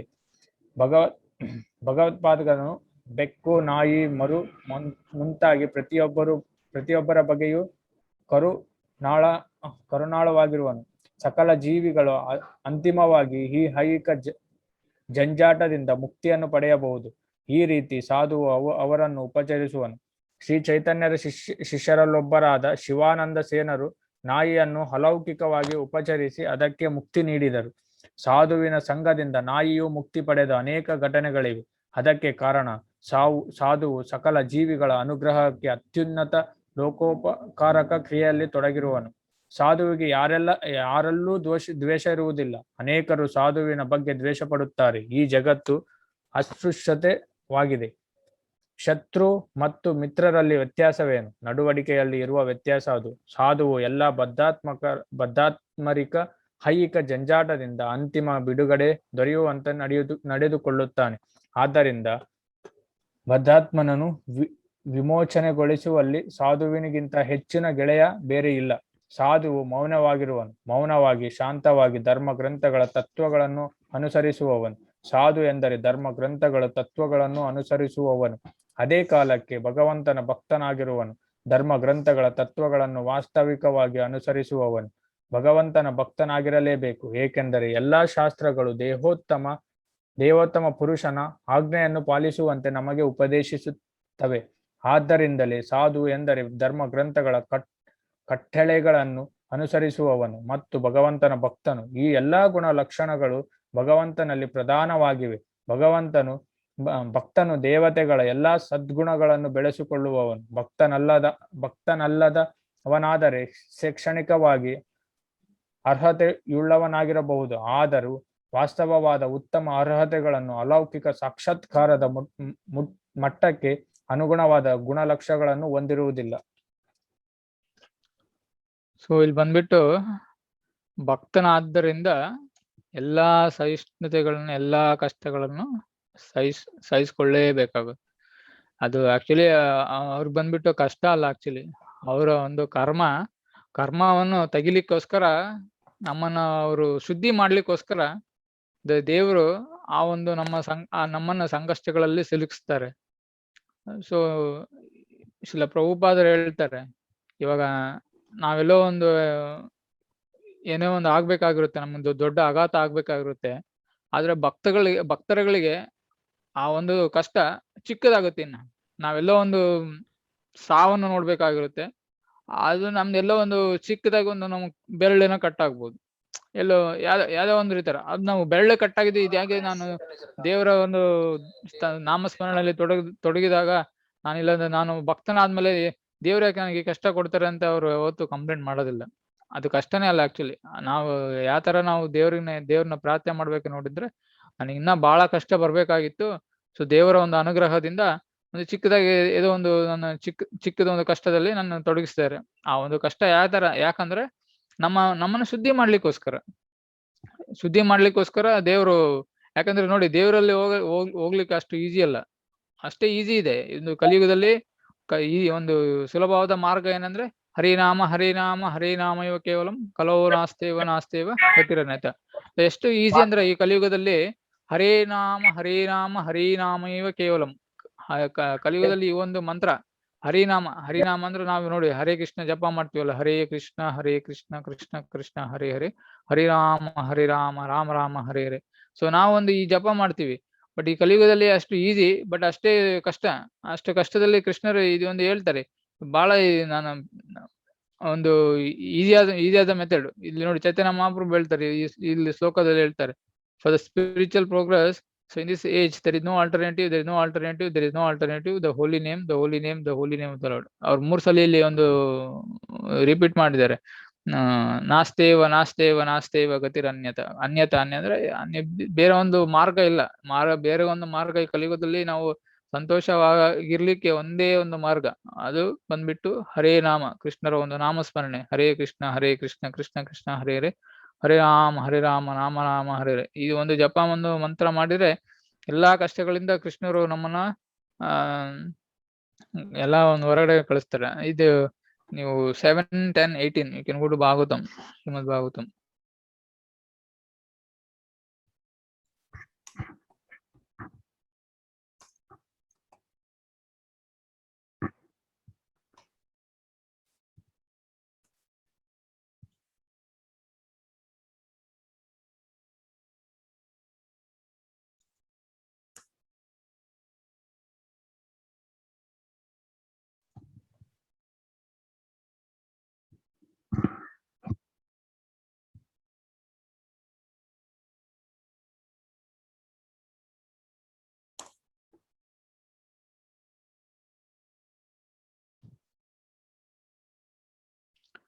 ಇದು ಬಂದ್ಬಿಟ್ಟು ನಿಮಗೆ ಒಂದು ಬ್ಯಾಕ್ ಗ್ರೌಂಡ್ ಇನ್ಫಾರ್ಮೇಶನ್ ಏನಂದ್ರೆ, ಇಲ್ಲಿ ಪ್ರಹ್ಲಾದ್ ಮಹಾರಾಜರು ನಿಮಗೆ ಗೊತ್ತು, ಅವರು ದೈವ ಭಕ್ತರು, ಹುಟ್ಟಿನಲ್ಲೇ ದೈವ ಭಕ್ತರು, ಒಂದು ಕೃಷ್ಣರ ದೈವ ಭಕ್ತರು. ಹಿರಣ್ಯಕಶ್ಯಪ ಬಂದ್ಬಿಟ್ಟು ಅವರ ತಂದೆ ರಾಕ್ಷಸರು. ಸೊ ಅವರು ಇವಾಗ ಇದಕ್ಕಿಂತ ಮುಂಚೆ ಹೇಳ್ದಾಗ ಅವ್ರ ವಿವರಣೆಯನ್ನು ಕೊಟ್ಟಿದ್ದೇನೆ. ಸೊ ಅವ್ರು ಬಂದ್ಬಿಟ್ಟು ಅವ್ರನ್ನ ಸಾಯಿಸ್ಲಿಕ್ಕೆ ಕೊಲ್ಲಲಿಕ್ಕೆ ಟ್ರೈ ಮಾಡಿದಾಗ, ಸೊ ಅವ್ರಿಗೆ ಚಾಲೆಂಜ್ ಮಾಡ್ತಾರೆ. ಪ್ರಹ್ಲಾದ್ ಅಂದ್ರೆ ಹಿರಣ್ಯಕಶ್ಯಪ ಬಂದ್ಬಿಟ್ಟು ತನ್ನ ಮಗನಲ್ಲಿ ವಾಗ್ವಾದ ಇಳಿದ್ಬಿಟ್ಟು ಅವರಲ್ಲಿ ಚಾಲೆಂಜ್ ಮಾಡ್ತಾರೆ, ದೇವ್ರು ಎಲ್ಲೆಲ್ಲೂ ಇದ್ದಾರೆ ಅಂತ ಹೇಳ್ತಿಲ್ಲ, ಈ ಒಂದು ಕಂಬದಲ್ಲಿ ಇದ್ದಾರೆ ಅಂತ ಹೇಳ್ತಾರೆ. ಕಂಬದಲ್ಲೂ ಇದ್ದಾರೆ, ಎಲ್ಲೂ ಇದ್ದಾರೆ, ಆಕಾಶದಲ್ಲಿದ್ದಾರೆ, ಭೂಮಿಲಿ ಇದ್ದಾರೆ, ಕೆಳಗೆ ಮೇಲೆ ಎಲ್ಲ ಕಡೆಯಲ್ಲಿ ಇದ್ದಾರೆ ಅಂತ ಅವ್ರು ಹೇಳ್ತಾರೆ. ಆವಾಗ ಬಂದ್ಬಿಟ್ಟು ಈ ಕಂಬದಲ್ಲಿ ಇದೆ ಅಂತ ಕೇಳಿದಾಗ ಹೌದು ಅಂತ ಹೇಳ್ತಾರೆ. ಕಂಬದಲ್ಲಿ ಏನ್ ಸಾಧ್ಯ, ಯಾವ ತರ ಸಾಧ್ಯ ಇವರು ಕಂಬದಲ್ಲಿ ದೇವ್ರ ಅಂತ ಹೇಳಿ ಅವ್ರು ಬಂದ್ಬಿಟ್ಟು ಗದೆಯಲ್ಲಿ ಆ ಕಮ್ಮನ ಹೊಡಿತಾರೆ. ನೀವೆಲ್ಲ ನೋಡಿರ್ಬೋದು. ಸೊ ಎಲ್ಲ ಮೂವಿ ಅದ್ರೆಲ್ಲ ನೋಡಿರ್ಬೋದು. ಅವಾಗ ಆ ಒಂದು ಕಂಬಕ್ಕೆ ಹೊಡೆದಾಗ ಸೊ ಕಂಬದಿಂದ ಪ್ರಹ್ಲಾದ್ ಮಹಾರಾಜು ಇದು ನರಸಿಂಹದೇವರು ಹೊರಗಡೆ ಬರ್ತಾರೆ. ನರಸಿಂಹದೇವ್ ಹೊರಗಡೆ ಬಂದ್ಮೇಲೆ ಅವರ ಒಂದು ರೂಪವನ್ನ ಇದುವರೆಗೂ ಎಲ್ಲೂ ನೋಡಿರ್ಲಿಲ್ಲ. ಸೊ ನೀವು ನೋಡಿರ್ಬೋದು. ನರಸಿಂಹದೇವ್ ಬಂದ್ಬಿಟ್ಟು ಅರ್ಧ ಬಂದ್ಬಿಟ್ಟು ಮನುಷ್ಯ ಇರ್ತಾರೆ, ಅರ್ಧ ಬಂದ್ಬಿಟ್ಟು ಸಿಂಹ ಅಂತ ಒಂದು ಪ್ರಾಣಿನ, ಅದು ಪ್ರಾಣಿನೂ ಅಲ್ಲ, ಇಲ್ಲ ಮನುಷ್ಯನೂ ಅಲ್ಲ. ಅರ್ಧ ಮುಖ ಬಂದ್ಬಿಟ್ಟು ನರಸಿಂಹ, ಬಾಡಿ ಬಂದ್ಬಿಟ್ಟು ದೇಹ ಬಂದ್ಬಿಟ್ಟು ಮಾನವ ದೇವ ಅಂತ ಒಂದು ಯಾಕಂದ್ರೆ ಇವರು ಹಿರಣ್ಯಕಶಿಪು ಅಂತ ಒಂದು ಕೃಪೆಯನ್ನ ಪಡೆದಿರ್ತಾರೆ. ನಾನು ಯಾರಿಂದನೂ ನನಗೆ ಯಾರಿಂದನೂ ಸಾವು ಬರ್ಲೇಬಾರದು ಅಂತ ಬ್ರಹ್ಮರಿಂದ ಅವರೊಂದು ಕೃಪೆಯನ್ನು ಪಡೆದಿರ್ತಾರೆ. ಆದ್ರೆ ಎಲ್ಲಾ ಒಂದು ಕೃಪೆಗಳನ್ನ ಹಿಂದಿಟ್ಟು ಸೊ ನರಸಿಂಹದೇವರು ಇವ್ರನ್ನ ಯಾವ ತರ ಸಾಯಿಸ್ತಾರೆ ನೋಡಿ. ಯಾವ ತರ ಸಾಯಿಸ್ತಾರೆ ಅಂದ್ರೆ ಬರೀ ಒಂದು ಈ ಒಂದು ಕೈ ಅಂದ್ರೆ ಉಗುರು ಅಂತ ಹೇಳ್ತಾರ, ಉಗುರ್ಲಿಂದ ಅವ್ರನ್ನ ಸಾಯಿಸ್ತಾರೆ. ಅಂದ್ರೆ ಅವ್ರಿಗೊಂದು ಅವಾಗ ಸಾವನ್ನು ಹಿರಣ್ಯಕಶಿಪು ಆ ಸಾವನ್ನ ಪಡೆದ್ಮೇಲೆ ಅವರು ಪ್ರಹ್ಲಾದ್ ಮಹಾರಾಜ್ ಹೇಳ್ತಾರೆ, ನನ್ನ ತಂದೆ ಹಿರಣ್ಯಕಶಿಪು ಒಂದು ರಾಕ್ಷಸ. ಇವಾಗ ನೀವು ನೀವಂದ್ರೆ ಬಂದ್ಬಿಟ್ಟು ಕೃಷ್ಣ ಇವಾಗ ಇಲ್ಲಿದ್ದೀರಾ, ಅವ್ರಿಗೆ ಯಾವ ತರ ಮುಕ್ತಿ ಪಡಿಬೇಕು, ಅವ್ರಿಗೆ ಮುಕ್ತಿಯಾದ ಯಾವ ತರ ಸಿಗುತ್ತೆ ಅಂತ ಕೇಳಿದಾಗ ಇವಾಗ ಈ ಒಂದು ಸನ್ನಿವೇಶನ ಇಲ್ಲಿ ಅನುವಾದವನ್ನ ಓದಿ ಹೇಳ್ತಾರೆ ನೋಡಿ. ಓದಿ ಅನುವಾದನ ಇದು.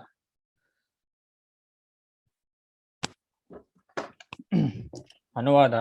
ಭಕ್ತನು ಹೀಗೆ ಹೇಳಿದನು: ಪ್ರಿಯ ಪ್ರಹ್ಲಾದ, ಹೇ ಪಾಪರಹಿತನೆ, ಹೇ ಸಾಧುವೆ, ನಿನ್ನ ಕುಲದ 21 ಪಿತೃಗಳ ಸಮೇತ ನಿನ್ನ ತಂದೆಯು ಪಾವನನಾಗಿದ್ದಾನೆ. ನೀನು ಈ ಕುಲದಲ್ಲಿ ಹುಟ್ಟಿದ್ದರಿಂದ ಇಡೀ ವಂಶವೇ ಪಾವನವಾಯಿತು. ನೋಡಿ, ಪ್ರಹ್ಲಾದ್ ಮಹಾರಾಜ್ ಹೇಳ್ತಾರೆ, 21 ಪಿತೃಗಳ ಸಮೇತ ನಿನ್ನ ತಂದೆಯು ಪಾವನನಾಗಿದ್ದಾನೆ. ಅಂದ್ರೆ ನಮ್ಮ ಒಂದು 21 ಜನರೇಷನ್, ನಮ್ಮಿಂದ ಮುಂದೆ ಬರೋ ಒಂದು 21 ಜನರೇಷನ್ ನಮ್ಮ ಕೆಳಗಡೆ ಯಾರು ನಮ್ಮ 21 ಜನರೇಷನ್ ಆಲ್ರೆಡಿ ತೀರೋಗಿದಾರಲ್ಲ ಅಂತವ್ರೊಂದು ಅವ್ರಿಗೆಲ್ಲಾನು ಮುಕ್ತಿ ಕೊಡ್ತಾನೆ. ಸೊ ಅವಾಗ ಅದೇ ಪ್ರಹ್ಲಾದ್ ಮಹಾರಾಜ್ ಕೇಳ್ತಾರೆ ಹಿರಣ್ಯಕಶಿಪು ಅಂದ್ರೆ ಹಿರಣ್ಯಕಶಿಪು ಅವ್ರ ತಂದೆ ಸಾವನ್ನಪ್ಪಿದಾಗ ನರಸಿಂಹದೇವರಲ್ಲಿ ಕೇಳ್ತಾರೆ, ಯಾವ ತರ ನನ್ನ ತಂದೆ ಮುಕ್ತಿ ಪಡಿತಾರೆ ಅಂತ ಕೇಳಿದಾಗ ಸೊ ಇವಾಗ ಅವರು ಇದು ಬಂದ್ಬಿಟ್ಟು ಆ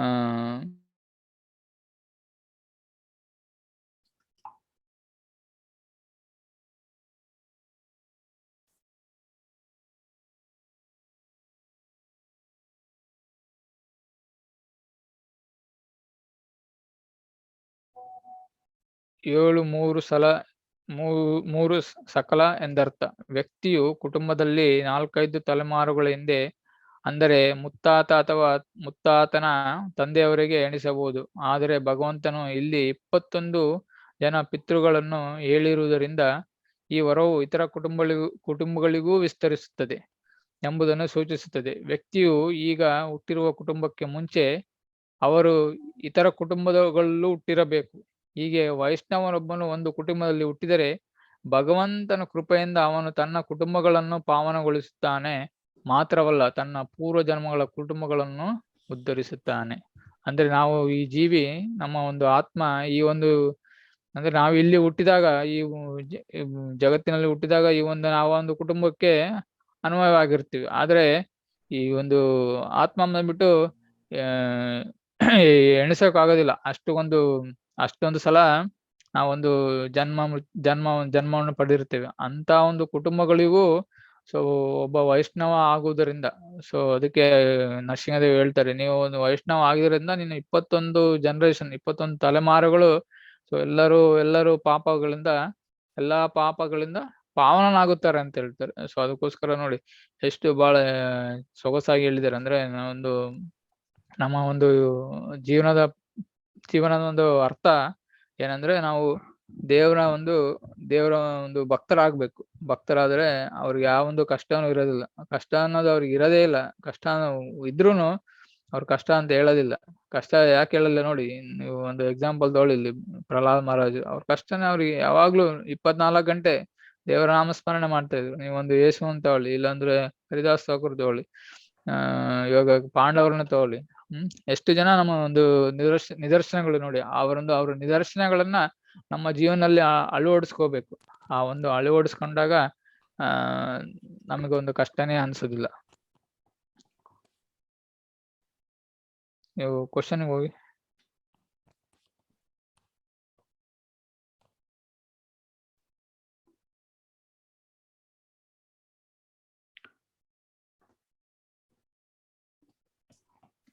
ಸೊ ಫಸ್ಟ್ ಕ್ವಶನ್ ಎಲ್ಲ ಕ್ಲಿಯರ್ ಆಯ್ತಲ್ಲ. ಸೊ ಇದೇನೇ ಆಲ್ಟರ್ನೇಟಿವ್ ಒಂದೇ ಯಾವ್ದೇ ಒಂದು ಅವ್ರು ಕೇಳ್ತಾರೆ, ಯಾಕೆ ಇಲ್ಲಿ ಯಾವ್ದಾರ ಬೇರೆ ಮಾರ್ಗ ಯಾವ್ದಾರ ಇದೆ ಅಂದ್ರೆ, ಬೇರೆ ಮಾರ್ಗ ಏನೂ ಇಲ್ಲ. ಸೊ ಬೇರೆ ಮಾರ್ಗ ಬಂದ್ಬಿಟ್ಟು ಭಕ್ತಿ ಮಾರ್ಗನೇ. ಸೊ ಭಕ್ತಿ ಮಾರ್ಗದಲ್ಲಿ ಕೃಷ್ಣ ನಾಮ. ಯಾ ಪ್ರಭುಜಿ? ಪ್ರಭು, ಇಲ್ಲಿ ಪ್ರಶ್ನೆ ಕೇಳಿರೋದು, ಭಗವಂತ ಏನಕ್ಕೆ ಈ ರೀತಿಯ ಒಂದು ಕಠಿಣವಾದಂತ ಪರೀಕ್ಷೆಯನ್ನ ಕೊಡ್ತಾರೆ ಅಂತ. ಸೊ ಆ ಕಠಿಣವಾದ ಪರೀಕ್ಷೆನ ಏನಕ್ಕೆ ಕೊಡ್ತಾರೆ ಅಂತ ನಮಗೆ ಆನ್ಸರ್ ಗೊತ್ತಾಗ್ಲಿಲ್ಲ ಪ್ರಭು. ಅದೇ ಕಠಿಣವಾದ ಪರೀಕ್ಷೆ ಅಂದ್ರೆ ಇವಾಗ ಹೇಳಿದೆ ನೋಡಿ, ಕಠಿಣವಾದ ಪರೀಕ್ಷೆ ಭಕ್ತರಿಗೆ ಯಾಕೆ ಬರುತ್ತೆ ಅಂದ್ರೆ, ಸೊ ಅವರ ನೆಲೆಯನ್ನ ಅಂದ್ರು ಪ್ಯೂರಿಫಿಕೇಶನ್, ಅವರೊಂದು ಪ್ಯೂರಿಫೈ ಮಾಡ್ತಾರೆ. ಅಂದ್ರೆ ಅವರ ಕಷ್ಟಗಳಿಂದ ಕಷ್ಟದಲ್ಲಿ ಡಿವೋಟಿ ಅವರ ಕಷ್ಟದಲ್ಲಿ ಅವರು ಪ್ಯೂರಿಫೈ ಮಾಡ್ತಾರೆ, ಅದಕ್ಕೋಸ್ಕರ. ಇದಕ್ಕೆ ಯಾವ್ದಾದ್ರು ಒಂದು ರೆಫರೆನ್ಸ್ ಹೇಳ್ತೀರಾ ಪ್ರಭು? ಇವಾಗ ನೋಡಿ ಪ್ರಹ್ಲಾದ್ ಮಹಾರಾಜ್ ಹೇಳಿದ್ವಿ ನಾವೆಲ್ಲ. ಅಲ್ಲ, ಪ್ರಹ್ಲಾದ್ ಮಹಾರಾಜರು ಯಾವ ರೀತಿ ಅವರು ಅನುಭವಿಸಿದ್ರು, ಯಾವ ರೀತಿ ಅವರು ಶಿಕ್ಷೆ, ಯಾವ ರೀತಿ ಅವ್ರಿಗೆ ಪ್ರಾಬ್ಲಮ್ ಆಯ್ತು ಅನ್ನೋದನ್ನ ಅದ್ರಲ್ಲಿದೆ. ಬಟ್ ಏನಕ್ಕೆ ಆಯ್ತು ಅನ್ನೋದು ಕೊಟ್ಟಿಲ್ಲ. ಓಕೆ, ಏನಕ್ಕೆ ಪ್ರಹ್ಲಾದ್ ಮಹಾರಾಜರು ಈ ರೀತಿ ಒಂದು ಕಠಿಣವಾದಂತ ಪರೀಕ್ಷೆ ಅವ್ರಿಗೆ ಮಾಡಿದ್ರು ಆಯ್ತು ಅಂತ ಮೆನ್ಷನ್ ಆಗಿಲ್ಲ ಅಲ್ಲಿ. ಅವರ ಒಂದು ಇವಾಗ ಕುಂತಿ ರೆಫರೆನ್ಸ್ ಹೇಳಿದ್ವಲ್ಲ ನಾವು, ಒಂದು ಕಂಟೋ 1:8-25 ಅಲ್ಲಿ ಕುಂತಿ ಮಹಾರಾಣಿ ಹೇಳಿದ್ದು, ನನಗೆ ಮತ್ತೆ ನನಗೆ ಈ ರೀತಿಯ ಒಂದು ಕಠಿಣವಾದಂತ ಪರೀಕ್ಷೆಯನ್ನ ಕೊಡಿ ಅಂತ ಕೇಳ್ತಿರೋದು. ಬಟ್ ಇಲ್ಲಿ ಭಗವಂತ ಏನಕ್ಕೆ ಕೊಡ್ತಾ ಇದ್ದಾನೆ ಅನ್ನೋದು ಪ್ರಶ್ನೆ. ಯಾಕೆ ಕೊಡ್ತಾ ಇದ್ದಾನೆ ಅಂತ ಹೇಳಿದ್ರೆ, ಸೊ ದಟ್ ನಾವು 24 hours we can remember. Means ಅವ್ರನ್ನ 24 ಗಂಟೆ ನಾವು ನಾಮಸ್ಮರಣೆ ಮಾಡ್ಬೋದು. So that is the reason. So when you are in the danger, means ಯಾವಾಗ ನಾವು ಕಷ್ಟದಲ್ಲಿ ಇದ್ದಾಗ, ಸೊ ಈಸ್ ನಮಗೆ ನ್ಯಾಚುರಲ್ ಯಾವಾಗ, so will think of, means ನಾವು ಒಂದು ದೇವರ ನಾಮಸ್ಮರಣೆ ಮಾಡ್ಬೋದು. ದೇವರ ನಾಮಸ್ಮರಣೆ ಮಾಡೋದ್ರಿಂದ ಏನಾಗುತ್ತೆ ಹೇಳಿ, ಸೊ ಮೀನ್ಸ್ ವಿ ಸ್ಟಾಪ್, ಅಂದ್ರೆ ನಾವು we can stop the repeated birth and death. ಅಂದ್ರೆ ಜನನ ಮೃತ್ಯು ಇಂದ ನಾವು ಒಂದು ಫುಲ್ ಸ್ಟಾಪ್ ಬಿಡ್ಬೋದು. ಅದೇ ಒಂದು ಕಾರಣಕ್ಕೋಸ್ಕರ. ಪ್ರಭು ಕೇಳ್ತಿರೋದೇನಂದ್ರೆ, ದೇವ್ರು ಕಷ್ಟಗಳು ಏನು ಕೊಡ್ತಾ ಇದಾರೆ ಬಿಕಾಸ್ ಆಫ್ ನಮ್ಮ ಹಿಂದಿನ ಜನ್ಮದ ಕರ್ಮದಿಂದನ ಏನಕ್ಕೋಸ್ಕರ. ನಾವು ಈಗ ಎಕ್ಸಾಂಪಲ್ ಇವನ್ ಪ್ರಹ್ಲಾದ್ ಮಹಾರಾಜ್ಗೂ ಅಷ್ಟಕ್ಕೊಂದು ಕಷ್ಟ ಬಂದ್ವು, ಏನಕ್ಕೋಸ್ಕರ? Reason is it because of his previous life, past karma? The devotees, they don't feel any of course, ಅಂದ್ರೆ ಭಕ್ತರಿಗೆ ಅದು ಕಷ್ಟನೇ ಅಲ್ಲ ಆಕ್ಚುಲಿ. ಅದು ಬಂದ್ಬಿಟ್ಟು ಅದೇ first we have to understand that for the devotee there is no ಭಕ್ತರಿಗೆ ಬಂದ್ಬಿಟ್ಟು ಸೊ ಅವ್ರು ಕಷ್ಟನೇ ಅನ್ಕೊಳಲ್ಲ. ಅದು ಕಷ್ಟ ಯಾಕೆ ಅನ್ಸುತ್ತೆ, ಅದು ಇನ್ ಜನರಲ್ ಪಾಪ್ಯುಲೆನ್ಸ್, ಅಂದ್ರೆ ನೋಡೋರಿಗೆ ಅದು ಕಷ್ಟ ಅನ್ಸುತ್ತೆ. ಇವಾಗ ನೋಡಿ, ಒಂದು ಎಕ್ಸಾಂಪಲ್ ಪ್ರಭುಪಾದ ಒಂದು ಎಕ್ಸಾಂಪಲ್ ಕೊಡ್ತಾರೆ. ಒಂದು ಬೆಕ್ಕು ತನ್ನ ಮರಿಯನ್ನ ಅಲ್ಲಲ್ಲಿ ಕಚ್ಕೊಂಡು ಹೋಗುತ್ತೆ. ಅದೇ ಬೆಕ್ಕು ಇದು ಇಲಿನ ಕಚ್ಚಿದಾಗ ನೋಡಿ ಎಷ್ಟು ಗಾಬರಿ ಆಗುತ್ತೆ. ಬಟ್ ಬೆಕ್ಕಿಗೆ ಬೆಕ್ಕಿನ ಮರಿ ಗೊತ್ತು, ನನ್ನ ತಂದೆ ಇದರಲ್ಲಿ ಇದೀನಿ ಅಂತ, ಅಂದ್ರೆ ಅವರು ಒಂದು ಯೋಗಕ್ಷೇಮದಲ್ಲಿ ಇದೀನಿ ಅಂತ ಹೇಳಿ ಅವ್ರಿಗೆ ಅರ್ಥ ಆಗುತ್ತೆ. So the devotee means first, ಅಂದ್ರೆ ಈ ಡಿವೋಟಿ ಭಕ್ತರು ಬಂದ್ಬಿಟ್ಟು ಅವ್ರು ಯಾವತ್ತಿಗೂ ಕಷ್ಟನೇ ಅನ್ಕೊಳಲ್ಲ. ಅವ್ರ ಅದು ಆತರ ಅನ್ಕೊಳ್ಲೇಬಾರ್ದು first of all. So devotee ಆಶ್ಲೇಷವ ಪಾದಾರ್ಥಂ ಪುನಸ್ತು ಮಾಂ ಅದರ್ಶನ ಮರ್ಮಾತಂ ಕರೋತುವ. ಚೈತನ್ಯ ಮಹಾಪ್ರಭು ಹೇಳ್ತಾರೆ, so whether my lord you, ಅಂದ್ರೆ ಅದು ಟ್ರಾನ್ಸ್ಲೇಷನ್ ನೋಡಿ, whether you kick me or whether you embrace me, ಅಂದ್ರೆ ನೀವು ನನ್ನ ದೂರಾರದ ತಳ್ಳಿ, ಇಲ್ಲಾಂದ್ರೆ ನನ್ನ ಆಲಿಂಗನವನ್ನು ಮಾಡ್ಲಿ. So but always be thinking of, ಅಂದ್ರೆ so I will be thinking of you Krishna. So that is the position of, ಅಂದ್ರೆ ಅದು ದೇವರ ಒಂದು ಭಕ್ತರ ಒಂದು ನೆಲೆ. ಆ ಒಂದು ಅದು ಭಕ್ತರ ಒಂದು ಆ ಒಂದು understanding.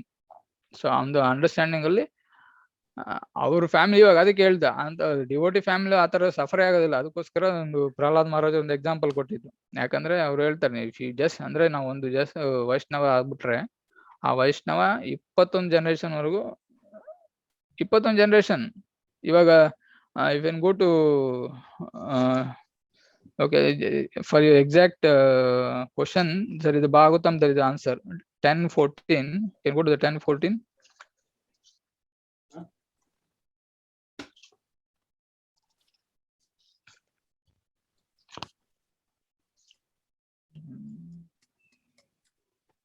Tenth after we don't have 10:40. 10:14, 14:8.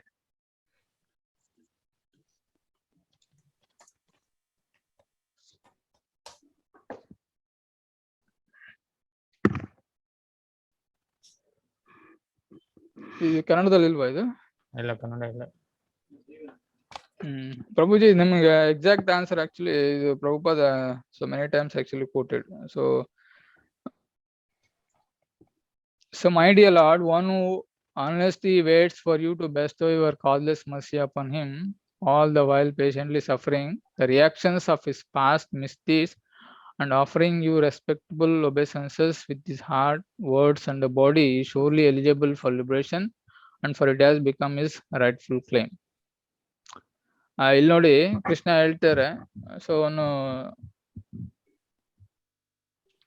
All the while patiently suffering, so ತನ್ನ ಒಂದು ಕರ್ಮಗಳ ಪೂರ್ವ ಜನ್ಮ, so this exactly past misdeeds and because the reactions of his past misdeeds.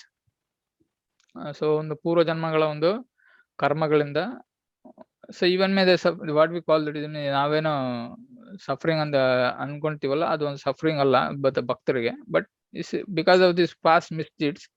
So ಅವರ ಒಂದು ಕಷ್ಟಗಳನ್ನ ಅನುಭವಿಸ್ತಿರ್ಬೋದು, but offering your respectable obeisance with that, ಅವ್ರಿಗೊಂದು ಅವರ ಒಂದು 24 ಗಂಟೆ ಅವರು ಒಂದು ದೇವ ನಾಮಸ್ಮರಣೆಯಲ್ಲಿದ್ದಾಗ ತನ್ನ ಒಂದು ಹೃದಯ ಮತ್ತು ತನ್ನ ಒಂದು ವಾಕ್ಯಗಳು ಮತ್ತೆ ತನ್ನ ದೇಹದಿಂದ ದೇಹವನ್ನ ಅವರ ಸೇವೆಯಲ್ಲಿ ತೊಡಗಿದಾಗ, so surely eligible for liberation, for it has become the rightful claim.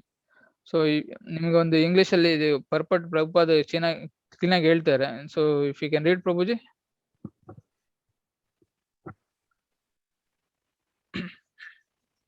Hare Krishna.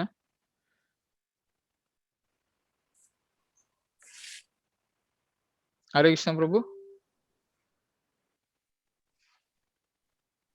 ಇಲ್ಲ ನೋಡಿ, ನಾನೇ ಎಕ್ಸ್ಪ್ಲೇನ್ ಮಾಡ್ತೀನಿ ನೋಡಿ. Shridhara Swami explain this commentary that just as a legitimate son as a simply remain alive to gain as inherits from his father, one who simply remains alive in Krishna consciousness. ಇವಾಗ ನೋಡಿ ಯಾವ ತರ ಮಗ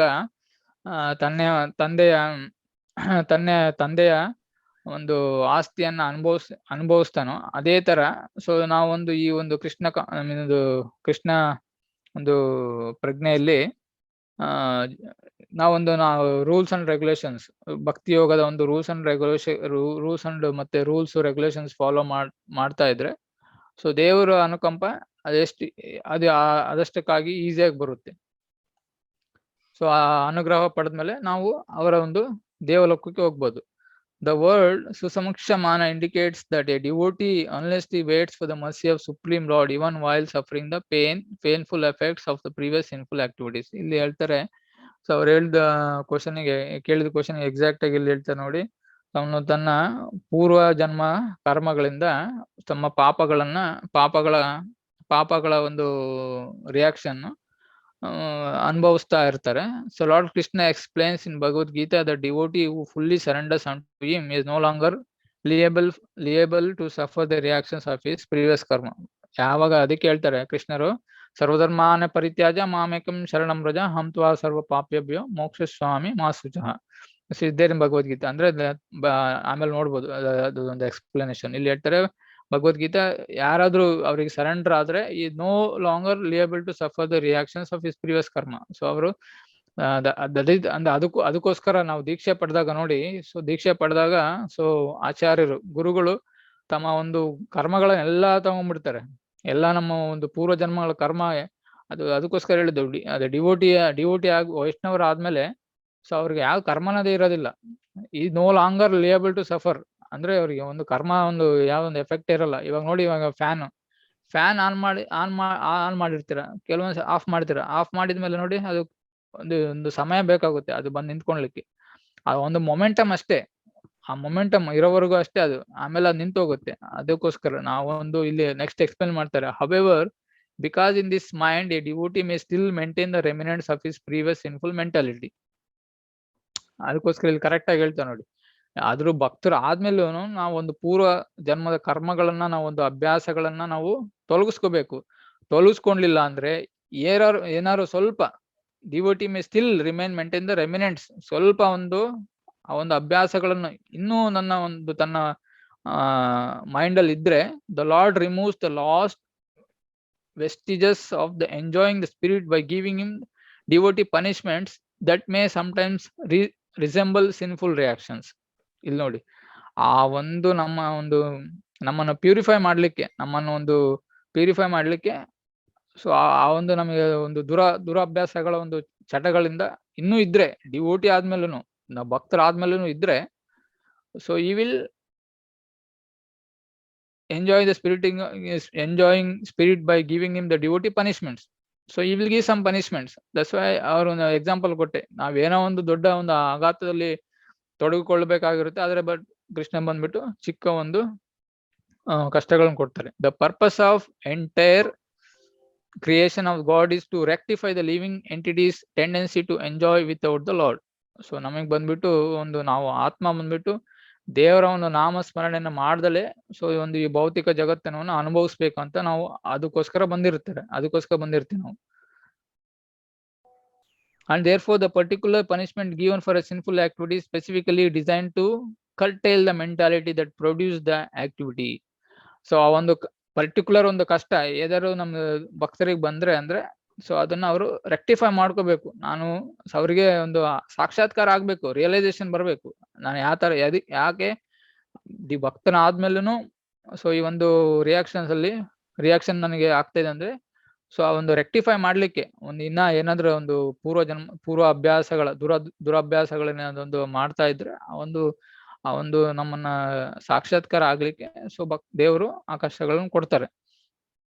Although a devotee has surrendered to the Lord devotional service until he has completely perfect in Krishna consciousness, he may remain slightly inclination to enjoy the false happinesses of the world.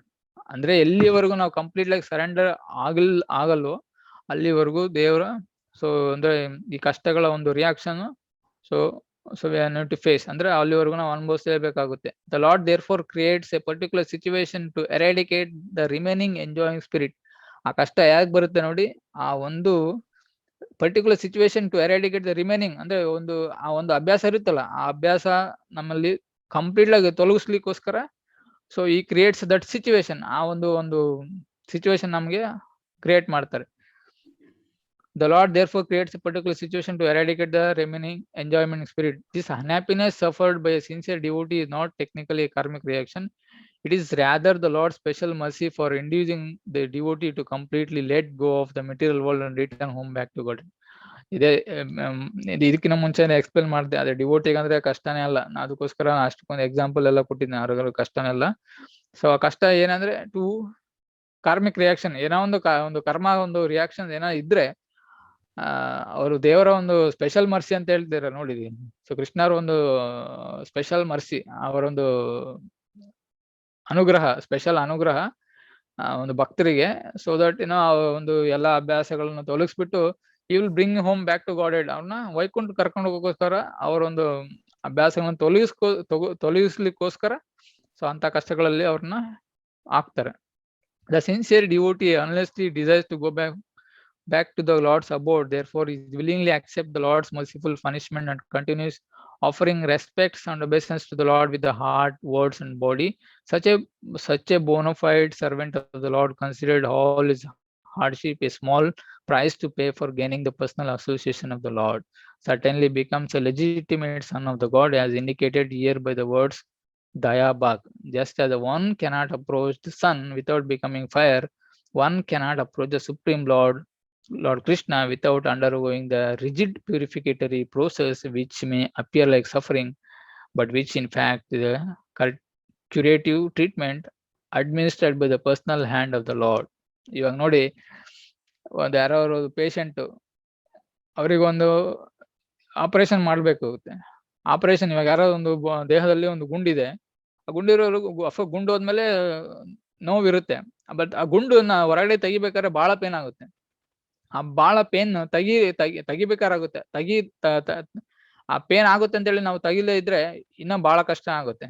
So ಅದಕ್ಕೋಸ್ಕರ ಆ ತೆಗಿಬೇಕಾದ್ರೆ pain ಆಗುತ್ತೆ. ಅದಕ್ಕೋಸ್ಕರ ಇಲ್ಲಿ ನೋಡಿ, just as one cannot approach the sun without becoming a fire, ಆ ತರ ನಾವ್ ಇವಾಗ ಸೂರ್ಯ ಲೋಕಕ್ಕೆ ಹೋಗ್ಬೇಕಂದ್ರೆ ಸೂರ್ಯನ ಅವರ ಒಂದು ಗುಣಗಳನ್ನ ಹೊಂದಿರಲೇಬೇಕು. ಸೊ ನಾವು ಕೃಷ್ಣ ಲೋಕಕ್ಕೆ ಹೋಗ್ಬೇಕಂದ್ರೆ ನಾವು ಕೃಷ್ಣರ ಗುಣಗಳನ್ನ ಆ ಗುಣಗಳನ್ನು ಹೊಂದಿದ್ರೆ ಮಾತ್ರ ಸೊ ಕೃಷ್ಣ ಲೋಕಕ್ಕೆ ಹೋಗ್ಲಕ್ ಸಾಧ್ಯ ಆಗುತ್ತೆ.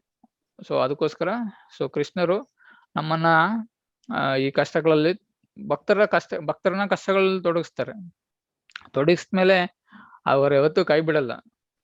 ಇಲ್ಲಿ ನೋಡ್ತಾರೆ, in fact curative treatment administrate by the personal hand of the Lord. So ಅವರು ಪರ್ಸನಲ್ ಆಗಿ ಅಂತರ್ನ ಭಕ್ತರನ್ನ ನೋಡ್ಕೊಳ್ತಾರೆ. Can go to 9:4:65. All doctors going in. How to according to Krishna. Present. Right?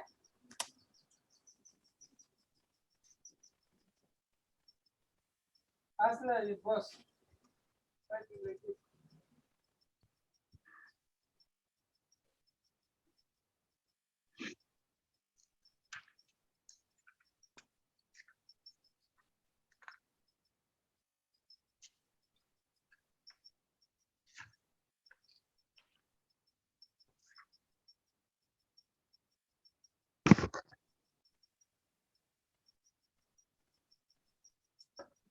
Can read.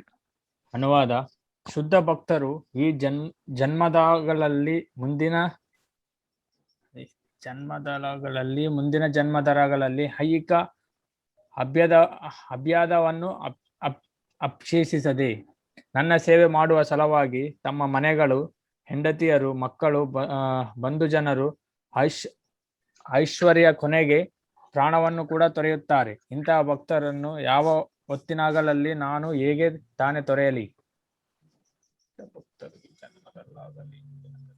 ನೋಡಿ, ಶುದ್ಧ ಭಕ್ತರು ಈ ಜನ್ಮದಲ್ಲಾಗಲಿ ಮುಂದಿನ ಜನ್ಮದಲ್ಲಾಗಲಿ ಐಹಿಕ ಅಭ್ಯುಕ್ತವನ್ನು ಅಪೇಕ್ಷಿಸದೆ, ಅಂದ್ರೆ ನಾವು ಈ ಒಂದು ಮೆಟೀರಿಯಲ್ ಹ್ಯಾಪಿನೆಸ್ ಅಂದ್ರೆ ನಾವು ಭೌತಿಕ ಒಂದು ಸುಖಗಳನ್ನ ಅಪೇಕ್ಷಿಸದೆ ಅವರ ಸೇವೆಯಲ್ಲಿ, ದೇವರ ಸೇವೆಯಲ್ಲಿ ಮಾಡುವ ಸಲುವಾಗಿ ಎಲ್ಲರನ್ನ ಬಿಟ್ಬಿಡ್ತಾರೆ. ನೋಡಿ, ಇವಾಗ ನಮ್ಮ ಒಂದು ಕೃಷ್ಣ ಪ್ರಜ್ಞೆ ಒಂದು ಸಂಸ್ಥೆಯಲ್ಲಿ ಒಬ್ಬ ಬ್ರಹ್ಮಚಾರಿ ಅಂದ್ರೆ ತನ್ನ ಎಲ್ಲಾ ಒಂದು ಕುಟುಂಬಗಳನ್ನ ಬಿಟ್ಟು ಬರ್ತಾರೆ. ಎಲ್ಲ ಅವರ ಒಂದು ಊರು, ಇಲ್ಲಾಂದ್ರೆ ಅವರ ಒಂದು ಸಮಾಜ, ನಾವ್ ಏನೇನ ಹೇಳ್ಬೋದು. ಆದ್ರೆ ದೇವರ ಸೇವೆಗೋಸ್ಕರ ಗೋಪಿಗಳು ನೋಡಿ, ಗೋಪಿ ಅವರು ನೋಡಿ. ಸೊ ಕೃಷ್ಣ ಯಾವಾಗಾರ ಅವರು ಒಂದು ನಾದವನ್ನ ಕೇಳಿದ್ಮೇಲೆ ಅವರೆಲ್ಲಾ ಸೇವೆ, ಎಲ್ಲಿ ಏನೇನೋ ಒಂದು ಕಾರ್ಯಗಳಲ್ಲಿ ತೊಡಗಿದ್ರು ಎಲ್ಲಾ ಕಾರ್ಯಗಳನ್ನು ತೊರೆದು ಬಿಟ್ಟು ಕೃಷ್ಣರ ಒಂದು ಅಸೋಸಿಯೇಷನ್ಗೋಸ್ಕರ ಅವರಲ್ಲಿ ಹೋಗ್ತಾರೆ. ಸೊ ಅದೇ ತರ ಇಲ್ಲಿ ಕೃಷ್ಣ ಹೇಳ್ತಾರೆ. ಸೊ ಯಾವಾಗ ಭಕ್ತರು ಅವರ ಸೇವೆಯನ್ನು ಮಾಡ್ಬೇಕಾದ್ರೆ ತಮ್ಮ ಮನೆಗಳನ್ನು, ಹೆಂಡತಿ, ಮಕ್ಕಳು, ಬಂಧು ಜನರು, ಐಶ್ವರ್ಯ ಕೊನೆಗೆ ಪ್ರಾಣವನ್ನು ಕೂಡ ತೊರೆಯುತ್ತಾರೆ. ಸೊ ಅಂತ ಸನ್ನಿವೇಶಗಳಿದೆ. ಸೊ ಇಂಥ ಭಕ್ತರನ್ನು ಯಾವ ಹೊತ್ತಿನಲ್ಲಾಗಲಿ ನಾನು ಹೇಗೆ ತಾನೇ ತೊರೆಯಲಿ? So Krishna will never forsake. So ಅದು ಆ ಕ್ವಶನ್ ಅಲ್ಲಿ ಸೊ ಅದಕ್ಕೆ ಆನ್ಸರ್ ಇದೆ. ಸೊ ನೆಕ್ಸ್ಟ್ ಲಾಸ್ಟ್ ಬಂದ್ಬಿಟ್ಟು 9:31. You can go to 9:31 Bhagavad Gita.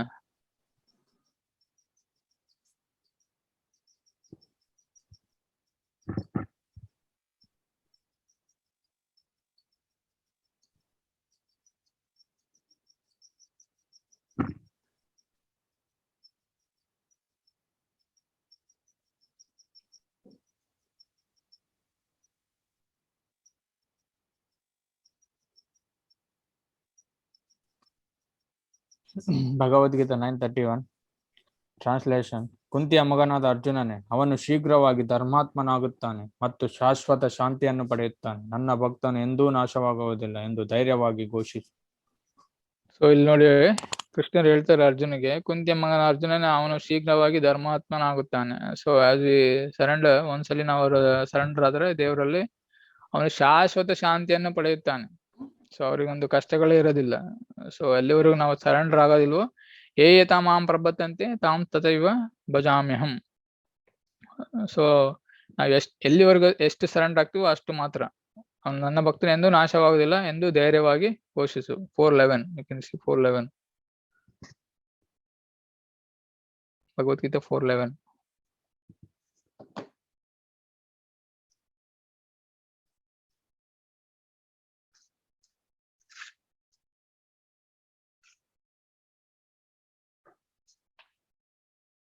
to us. So many ಅನುವಾದ: ಯಾರು ನನಗೆ ಹೇಗೆ ಶರಣಾಗತರಾಗುತ್ತಾರೋ ಹಾಗೆ ನಾನು ಅವರಿಗೆ ಅನುಗ್ರಹಿಸುತ್ತೇನೆ. ಪ್ರಾರ್ಥನೆ: ಎಲ್ಲರೂ ಎಲ್ಲಾ ರೀತಿಯಲ್ಲೂ ನನ್ನ ಮಾರ್ಗವನ್ನು ಅನುಸರಿಸುತ್ತಾರೆ. ಸೊ ಇಲ್ಲಿ ನಾವು ನೋಡ್ಬೋದು, ಯಾರು ನನಗೆ ಹೇಗೆ ಶರಣಾಗುತ್ತಾರೋ, ಹೌ ಮಚ್ ಯು ಸರೆಂಡರ್, ಎಷ್ಟು ಸರೆಂಡರ್ ಆಗ್ತಿರೋ ಅಷ್ಟು ಅವನಿಗೆ ಅನುಗ್ರಹಿಸುತ್ತೇನೆ. ಇವಾಗ ನನ್ನ ಜಾಬ್ನಲ್ಲಿ 100 ರೂಪಾಯಿ ಇದ್ರೆ ನಾನು ಒಂದು ಅಷ್ಟು 100 ರೂಪಾಯಿಗೆ ಎಷ್ಟು ಖರೀದಿಸಬಲ್ಲೆನೋ ಅಷ್ಟು ನಾನು ಖರೀದಿಸಬಲ್ಲೆ. ನಾನು ಒಂದು 100 ರೂಪಾಯಲ್ಲಿ ಕಾರನ್ನು ಎಕ್ಸ್ಪೆಕ್ಟ್ ಮಾಡಕ್ ಆಗೋದಿಲ್ಲ. ಸೊ ಇದು ಭಕ್ತರಿಗೆ ಎಷ್ಟು ಅನ್ವಯಿಸುತ್ತೆ ನೋಡಿ. ಹೌ ಮಚ್ ಐ ಸರೆಂಡರ್ ಅಂದ್ರೆ ಎಷ್ಟು ನಾನು ದೇವರಲ್ಲಿ ಸರೆಂಡರ್ ಆಗ್ತೀನೋ, ಸೊ ಒಂದು ಭೌತಿಕ ಒಂದು ಸುಖವನ್ನು ನಾನು ಅನುಭವಿಸ್ಬೇಕಂದ್ರೆ ಸೊ ಕೃಷ್ಣರ ಅನುಗ್ರಹ ಕಮ್ಮಿ ಆಗುತ್ತೆ. ಸೊ ಯಾರು 100% ಸರೆಂಡರ್ ಅಂದ್ರೆ ಕೃಷ್ಣ ಬಂದ್ಬಿಟ್ಟು ಒಂದು 100% ಅವರಿಗೆ ಅನುಗ್ರಹವನ್ನು ಕೊಡ್ತಾರೆ.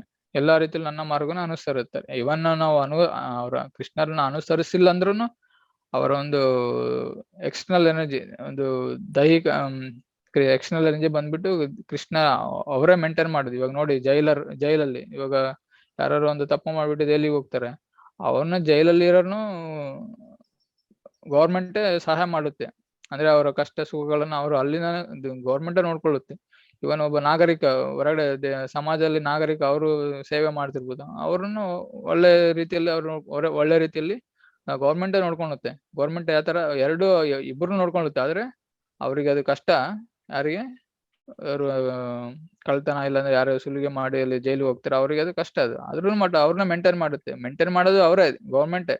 ಬಟ್ ಇಲ್ಲಿ ರಿವಾರ್ಡ್ ಕೊಡುತ್ತೆ. ರಿವಾರ್ಡ್ ಅಂದ್ರೆ ಅವ್ರಿಗೊಂದು ಪ್ರಜೆಗಳಿಗೆ ಸನ್ಮಾನ ಮಾಡ್ತಾರೆ ಗೌರ್ಮೆಂಟ್ ಬಂದ್ಬಿಟ್ಟು. ಯಾಕಂದ್ರೆ ನೀವು ಒಳ್ಳೆ ಕಾರ್ಯದಲ್ಲಿ ಕೆಲಸ ಮಾಡಿ, ಒಳ್ಳೆ ರೀತಿಯಲ್ಲಿ ಕೆಲಸ ಮಾಡಿ ಬಂದ್ಬಿಟ್ಟು ನೀವೊಂದು ಸನ್ಮಾನ ಮಾಡ್ತಾರೆ. ಬಟ್ ಆದ್ರೆ ಅವರಿಗೆ ಅಲ್ಲಿ ಕಷ್ಟ ಆಗುತ್ತೆ. ಸೊ ಇದೇ ಅದೇ ತರ ಭಗವಂತನ ಒಂದು ಭಕ್ತರಿಗೆ ಕಷ್ಟ ಅನ್ನೋದು ಕಷ್ಟನೇ ಅಲ್ಲ.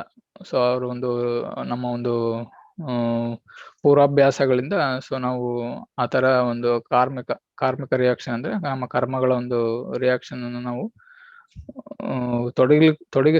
ತೊಡಗಿಸ್ಕೋಸ್ಕರ ನಮ್ಮಲ್ಲಿ ಆ ತರ ನಮ್ಮನ್ನ ಕೃಷ್ಣ ನಮ್ಮಲ್ಲೇ ಇಡ್ತಾರೆ.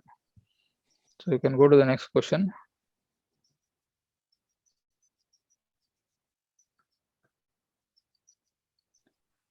Some people say, instead of facing those tests and struggle, let me live without devotion, and anyhow Lord will save me if I pray in tough times. I don't want such kind of full devotion. ಇದು ಬಂದ್ಬಿಟ್ಟು ಇಲ್ಲಿ ನೋಡಿ 2ನೇ question. Instead of facing, ಯಾವ ತರ ಇವು ಕಷ್ಟಗಳನ್ನ ನಾನು ಕಷ್ಟಗಳೇ ಪಡಬಾರ್ದು. ಕೃಷ್ಣ ಹೇಳ್ತಾರೆ, ಅಂತ ಕಾಲೇಚ ಮಾಮೇವ ಸ್ಮರಣ ಮುಕ್ತ ಕಲಿಯವರ. ಸೊ ಕೃಷ್ಣ ಹೇಳ್ತಾರೆ 8:6 I think.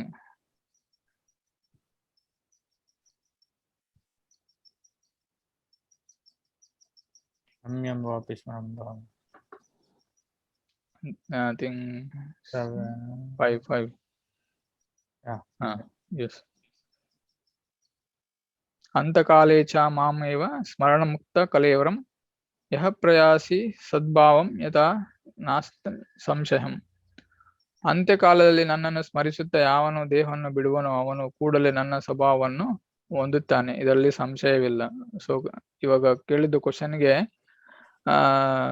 ವಿಲ್ ಸೇವ್ ಮಿ ಅಂದ್ರೆ ನಾನು ಒಂದು ಟಫ್ ಟೈಮ್ಸ್, ಒಂದು ಕಷ್ಟಗಳು ಇದ್ದಾಗ ದೇವರು ಸಹಾಯ ಮಾಡ್ತಾರೆ. ಸೊ ನಾನು ದೇವರನ್ನ ಒಂದು ಸೇವೆ ಮಾಡೋದಿಲ್ಲ. ನಾನು ಒಂದು ಈ ಕಷ್ಟಗಳನ್ನ ಪಡಲೇಬಾರದು ಅಂತ ಅವ್ರು ಈ ಸೇವೆಯನ್ನು ಮಾಡದೆ ಬಿಡ್ತಾರೆ. ಸೊ ಬಟ್ ಅದ್ ಬಂದ್ಬಿಟ್ಟು ಪ್ರತಿನಿತ್ಯ ನಾನು ಪೂಜೆ ಮಾಡೋದಕ್ಕಿಂತ ನಾನು ಲಾಸ್ಟ್ ಟೈಮ್ ಅಂದ್ರೆ ನಾನು ಓನ್ಲಿ ಕಷ್ಟ ಬಂದಾಗ ಮಾತ್ರ ನಾನು ದೇವ್ರನ್ನ ಬೇಡ್ಕೊಂಡ್ರೆ ಸಾಕಲ್ಲ, ಮತ್ತೆ ಪ್ರತಿನಿತ್ಯ ಪೂಜೆ ಮಾಡೋ ನೆಸೆಸಿಟಿ ಏನು ಅಂತ. ಸೊ ಹಾಗಾದ್ರೆ ಇವಾಗ ನೋಡಿ, ಮಕ್ಕಳು ಶಾಲೆಗೆ ಎದಕ್ ಹೋಗ್ಬೇಕು? ಅಭ್ಯಾಸ ಯೋಗ ಯುಕ್ತೇನ, ಕೃಷ್ಣ ಇಸ್ ಸೇವಿಂಗ್ 8.8 ಅಭ್ಯಾಸ ಯೋಗ ಯುಕ್ತೇನ ನಿತ್ಯಂ ಭಾಗವತ ಸೇವೆಯ. ಸೊ ಶ್ರೀಮದ್ ಭಾಗವತಂ ಹೇಳ್ತಾರೆ 8.8. 8.8 ಓಕೆ, ಭಗವದ್ಗೀತಾನು ಕರೆಕ್ಟ್, ಭಗವದ್ಗೀತೆ ಕರೆಕ್ಟ್.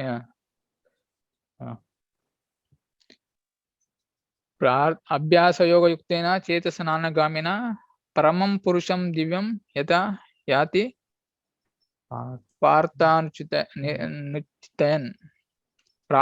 ಪ್ರಾರ್ಥನೆಯೇ ದೇವೋತ್ತಮ ಪುರುಷನಂತೆ ನನ್ನನ್ನು ಯಾರು ಧ್ಯಾನಿಸುತ್ತಾರೋ, ಬೇರೆ ಯಾವ ಕಡೆ ಮನಸ್ಸು ಚಲಿಸಿದಂತೆ ಯಾರು ಮನಸ್ಸು ಸದಾ ನನ್ನಲ್ಲಿ ತನ್ಮಯವಾಗಿರುವುದೋ ಅವನು ಖಂಡಿತವಾಗಿಯೂ ನನ್ನ ಬಳಿಗೆ ಬರುವನು. ಸದಾ ಇಲ್ಲಿ ಹೇಳ್ತಾರೆ ನೋಡಿ, ಅಭ್ಯಾಸ ಯೋಗ ಯುಕ್ತೇನ. ಅಭ್ಯಾಸ ಅಂದ್ರೆ ಏನ್ ಹೇಳಿ? ನಮಗೆ ಗೊತ್ತಿರಂಗ ಅಭ್ಯಾಸ ಏನ್ ಹೇಳಿ? ಇವಾಗ ಯಾರೋ ಒಂದು ನೀವು ಒಲಿಂಪಿಕ್ ಅಲ್ಲಿ ಒಂದು ಚಿನ್ನದ ಒಂದು ಮೆಡಲ್ ಬರ್ಬೇಕಂದ್ರೆ ನಾಳೆ ಒಲಿಂಪಿಕ್ ಒಂದು ಗೇಮ್ಸ್ ಅಲ್ಲಿ ಪಾಲ್ಗೊಂಡ್ಬಿಟ್ಟು ಇವತ್ತು ನೀವು ಹೋಗಿ ನಾಳೆ ಗೇಮ್ಸ್ ಇದೆ, ಇವತ್ತು ನಾವು ಗೇಮ್ಸ್ಗೆ ಹೋಗ್ಬಿಟ್ಟು ನೀವು ಚಿನ್ನದ ಒಂದು ಮೆಡಲ್ ಪಡೆಯೋಕೆ ಸಾಧ್ಯನೇ ಆಗುತ್ತಾ? ಸೊ ನಾಟ್ ಪಾಸಿಬಲ್, ಅಂದ್ರೆ ಅದು ಸಾಧ್ಯನೇ ಇಲ್ಲ. ಅದಕ್ಕೆ ಹೇಳ್ತಾರೆ ಅಭ್ಯಾಸ ಯೋಗ ಯುಕ್ತೇನ. So you should practice every day. What is Prahlad Maharaj ಏನ್ ಹೇಳ್ತಾರೆ ಹೇಳಿ? ಕೌಮಾರಂ ಯೌವನಂ that is not.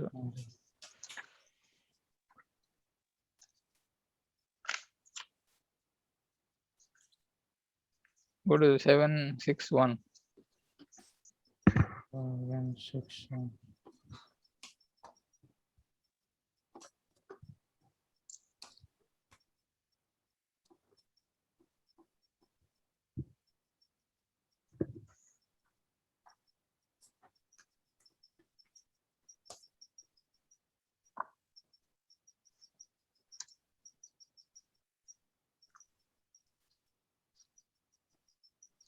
Can read. Pralhad ಮಹಾರಾಜನು ಹೇಳಿದನು, ಸಾಕಷ್ಟು ಬುದ್ಧಿಶಾಲಿಯಾಗಿರುವವನು ಜೀವನದ ಆರಂಭದಲ್ಲಿಯೇ, ಎಂದರೆ ಶೈಶವದ ಚಿಕ್ಕ ವಯಸ್ಸಿನಲ್ಲಿಯೇ ಉಳಿದ ಎಲ್ಲಾ ಕಾರ್ಯಕಲಾಪಗಳನ್ನು ಬಿಟ್ಟು ಮಾನವ ಶರೀರವನ್ನು ಭಕ್ತಿ ಸೇವೆಯ ಕೆಲಸವನ್ನು ನೆರವೇರಿಸಲು ಉಪಯೋಗಿಸಬೇಕು. ಮಾನವ ಶರೀರವು ಅತ್ಯಂತ ದುರ್ಬಲವಾದದ್ದು. ಬೇರೆಯ ಶರೀರಗಳಿಗಿಂತ ಅದು ಅನಿತ್ಯವಾದರೂ ಕೂಡ ಅದು ಅರ್ಥವತ್ತಾದದ್ದು. ಏಕೆಂದರೆ ಮಾನವನ ಜೀವನದಲ್ಲಿ ವ್ಯಕ್ತಿಯು ಭಕ್ತಿ ಸೇವೆಯನ್ನು ಮಾಡಬಲ್ಲ. ಪ್ರಾಮಾಣಿಕವಾದ ಭಕ್ತಿ ಸೇವೆಯನ್ನು ಸ್ವಲ್ಪ ಮಾಡಿದರೂ ಕೂಡ ವ್ಯಕ್ತಿಯು ಸಂಪೂರ್ಣ ಪರಿಪೂರ್ಣತೆಯನ್ನು ಪಡೆಯಬಹುದು. ಸೊ ಇಲ್ಲಿ ಪ್ರಹ್ಲಾದ್ ಮಹಾರಾಜ್ ಹೇಳ್ತಾರೆ, ಸೊ ಸಾಕಷ್ಟು ಬುದ್ಧಿಶಾಲಿಯಾಗಿರುವನು ಜೀವನದ ಆರಂಭದಿಂದಲೇ, ಎಂದರೆ ಚಿಕ್ಕ ವಯಸ್ಸಿಂದಲೇ. ಸೊ ಎಷ್ಟಂದ್ರೆ ಚಿಕ್ಕ ವಯಸ್ಸಿನಂದ್ರೆ ಸೊ ಯಾವಾಗ ಮಗು 5 ವರ್ಷ ಇರ್ಬೇಕಾದ್ರೆ ಈ ಒಂದು ಕಾರ್ಯಕ್ರಮಗಳನ್ನ ಸೊ ಭಕ್ತಿ ಮಾರ್ಗದಲ್ಲಿ ಅವ್ರನ್ನ ಸೇವೆಯಲ್ಲಿ ತೊಡಗಿಸಿದ್ರೆ ಮಾತ್ರ ಸೊ ನಾವು ನಾವೊಂದು ಮುಪ್ಪಿನ ಕಾಲದಲ್ಲಿ ಸೊ ದೇವರನ್ನು ನಾಮಸ್ಮರಣೆ ಮಾಡಕ್ಕಾಗುತ್ತೆ. ಸೊ ಇಲ್ಲಾಂದ್ರೆ ಬಹಳ ಕಷ್ಟ. ಇವಾಗ ನೋಡಿ, ನಮ್ಗೆ ಎಕ್ಸಾಮ್ ಇದೆ ಅಂತೇಳಿ, ನಾಳೆ ಎಕ್ಸಾಮ್ ಇದೆ ಅಂತೇಳಿ ಇವತ್ತು ಸ್ಕೂಲಿಗೆ ಹೋಗಿಲ್ಲ, ನಾವು ಪಾಠನೇ ಕಲ್ತಿಲ್ಲ, ಇಲ್ಲಾಂದ್ರೆ ಒಂದು ಶಿಕ್ಷಕರಿಂದ ನಾವೇನು ಕಲ್ತೇ ಇಲ್ಲ, ಬುಕ್ಸ್ ಏನು ಓದೇ ಇಲ್ಲ, ನಾಳೆ ಎಕ್ಸಾಮ್ ಇದೆ, ಇವತ್ತು ಹೋಗಿ ನಾವು ಬಂದ್ಬಿಟ್ಟು ಎಕ್ಸಾಮ್ ಪಾಸ್ ಆಗ್ಲಿ ಅಂದ್ರೆ ಸೊ ಇಟ್ಸ್ ಇಂಪಾಸಿಬಲ್. ಸೊ ಇದು ಒಂದು ಪ್ರಾಕ್ಟಿಕಲ್ ಆದ ಒಂದು ಅಂದ್ರೆ ನಮ್ದು ಸನ್ನಿವೇಶನೇ ಅಲ್ಲ. ಸೊ ಎಲ್ಲೂ ಇದು ಆಕ್ಚುಲಿ ಇದು ಅನ್ವಯ ಆಗೋದೇ ಇಲ್ಲ. ಇವನ್ ಮೆಟಲಿಸ್ಟಿಕ್ ಲೈಫಲ್ಲೂ ಅನ್ವಯ ಆಗೋದಿಲ್ಲ. ಇದು ಯಾವ ತರ ಇದು ಇವಾಗ ಒಂದು ಭಾಗವತಂದಲ್ಲಿ ಓದಿದ್ವಿ. So if you want to go to the sun, you have to be in the ಇವಾಗ ನಾವು ಸೂರ್ಯ ಲೋಕಕ್ಕೆ ಹೋಗ್ಬೇಕಾದ್ರೆ ನಾವು ಸೂರ್ಯರ ಒಂದು ಗುಣಗಳನ್ನ ಪಡಿಲೇಬೇಕಾಗುತ್ತೆ. ಆ ಸೂರ್ಯಗಳ ಒಂದು ಗುಣ ಇರಲೇಬೇಕು. ಇವಾಗ ನೋಡಿ, ನಾವಿವಾಗ ಬೆಂಕಿಯಲ್ಲಿ ನಾವು ಜೀವನ ಇದೆ, ನಾವು ಬಹಳ ಜನಕ್ಕೆ ಜೀವನ ಇಲ್ಲ ಅಂತ ಅನ್ಕೊಂತೀವಿ. ಬೆಂಕಿಯಲ್ಲೂ ಜೀವನ ಇದೆ. ಯಾವ ತರ ನೀರಲ್ಲಿ ನೋಡಿ, ಮೀನು ಎಲ್ಲ ಜೀವನ ಮಾಡ್ತಾ ಇದೆ, ಆದ್ರೆ ಮನುಷ್ಯನಿಗೆ ಜೀವನ ಮಾಡಕ್ಕಾಗೋದಿಲ್ಲ. ಬಟ್ ಅಲ್ಲಿಯೂ ಜೀವನ ಇದೆ. ಅದೇ ತರ ಬೆಂಕಿಯಲ್ಲೂ ಜೀವನ ಇದೆ. ಸೊ ಬೆಂಕಿಯಲ್ಲಿ ನಾವು ಹೋಗ್ಬೇಕಂದ್ರೆ ಆ ಬೆಂಕಿಯ ಒಂದು ಸ್ವರೂಪ ಶಕ್ತಿ ಇರ್ಬೇಕು ನಮಗೆ, ಒಂದು ನಮ್ಗೊಂದು ಆತರ ಒಂದು ಕ್ವಾಲಿಟಿ ಎಲ್ಲ ಇರ್ಬೇಕು. ಬೆಂಕಿಯ ಕ್ವಾಲಿಟಿ ಇದ್ರೆ ಮಾತ್ರ ಬೆಂಕಿಯಲ್ಲಿ ಹೋಗಿ ಜೀವನ ಮಾಡಕ್ ಸಾಧ್ಯ. ಅದೇ ತರ ಕೃಷ್ಣನಲ್ಲಿ ಹೋಗಿ ನಾವು ಅಲ್ಲಿ ಒಂದು ಅವರ ಒಂದು ಅಸೋಸಿಯೇಷನ್ ಸೇವೆಯನ್ನು ಪಡಿಲೇಬೇಕಂದ್ರೆ ಸೊ ಕೃಷ್ಣರ ಒಂದು ಕ್ವಾಲಿಟಿಯನ್ನು ನಾವು ಪಡ್ಕೊಳ್ಬೇಕು. ಆ ಕ್ವಾಲಿಟಿಯನ್ನ ಒಂದು ಇವತ್ತು ನಾಳೆ ಪಡ್ಲಿಕ್ಕೆ ಆಗೋದಿಲ್ಲ. ಸೊ ಅದು ಇಂಪಾಸಿಬಲ್, ಅದು ಬಹಳ ಕಷ್ಟ. ಅದಕ್ಕೋಸ್ಕರ ಇಲ್ಲಿ ಹೇಳ್ತಾರೆ ನಾವು ಅಭ್ಯಾಸ ವ್ಯಕ್ತಿ ಅಂತ ಹೇಳ್ತಾರೆ. ಇಲ್ಲಿ ಪ್ರಹ್ಲಾದ್ ಮಾರು ಹೇಳ್ತಾರೆ ಕೌಮಾನಂ ಆಚರಂ ಪ್ರಾಜ್ಞ. So you have to start beginning.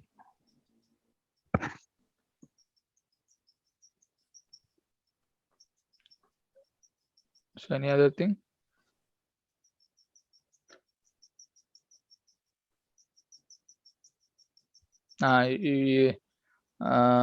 If you got 11:3:40, I think.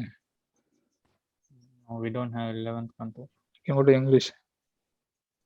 11:3:40.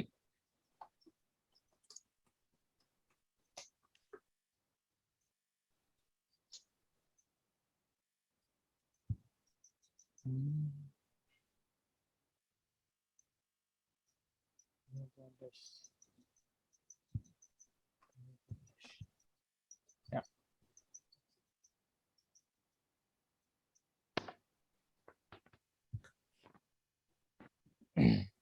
Srimad Bhagavatam 11. 40. 40.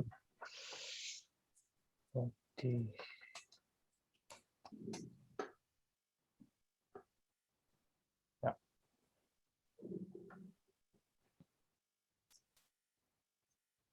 Srimad Bhagavatam 11:3:40. Translation. When one seriously engages in the devotional service of the personality of Godhead, fixing the Lord's lotus feet within his heart as the only goal of life, one can destroy the innumerable impure desires lodged within the heart as a result of one's previous fruitive work within the three modes of material nature. When the heart is thus purified, one can directly perceive both the Supreme Lord and oneself as a transcendental entities. Thus, one becomes perfect in spiritual understanding through direct experience, just as one can directly experience the sunshine through normal, healthy vision. So you can see those ಅಂದ್ರೆ ಇಲ್ಲಿ ನೋಡಿ one who seriously engage in the devotional service of Supreme Personality. ಯಾರು ಒಬ್ಬ fully surrender ಆಗಿ ದೇವರ ಸೇವೆಯಲ್ಲಿ ತೊಡಗಿರುತ್ತಾರೋ ಅವರಿಗೆ ದೇವರ ಒಂದು ಪಾದ ದಿ ಫಿಕ್ಸಿಂಗ್ ಅಂದ್ರೆ ಅವ್ರ ದೇವರ ಪಾದವನ್ನ ತನ್ನ ಒಂದು ಹೃದಯದಲ್ಲಿ ಅವ್ರಿಗೆ ಒಂದು ಗೋಲ್, ಅವರ ಒಂದು ಧ್ಯೇಯ, ಅವ್ರ ಜೀವನ ಧ್ಯೇಯ ಅಂದ್ರೆ ಸೊ ದೇವರ ಒಂದು ಪಾದವನ್ನ ಸೇರುವುದು ಅಂತ ಅವರಿಗೆ one can destroy innumerable impure desires. ಅವಾಗ ತನ್ನ ಒಂದು ಕಲ್ಮಶಗಳನ್ನ ತೊಡಿಸ್ಕೊಳ್ಳಕ್ಕೆ ಸಾಧ್ಯವಾಗುತ್ತೆ. ಸೊ ಇಲ್ಲಾಂದ್ರೆ ಇದು ಒಂದು 3 modes of material nature. So ಒಂದು ಈ 3 ಗುಣಗಳು, ಸೊ ಈ 3 ಗುಣಗಳನ್ನ ಬಹಳ ಕಷ್ಟ, ಇದರಿಂದ ಹೊರಗಡೆ ಬೀಳೋದು ಬಹಳ ಕಷ್ಟ.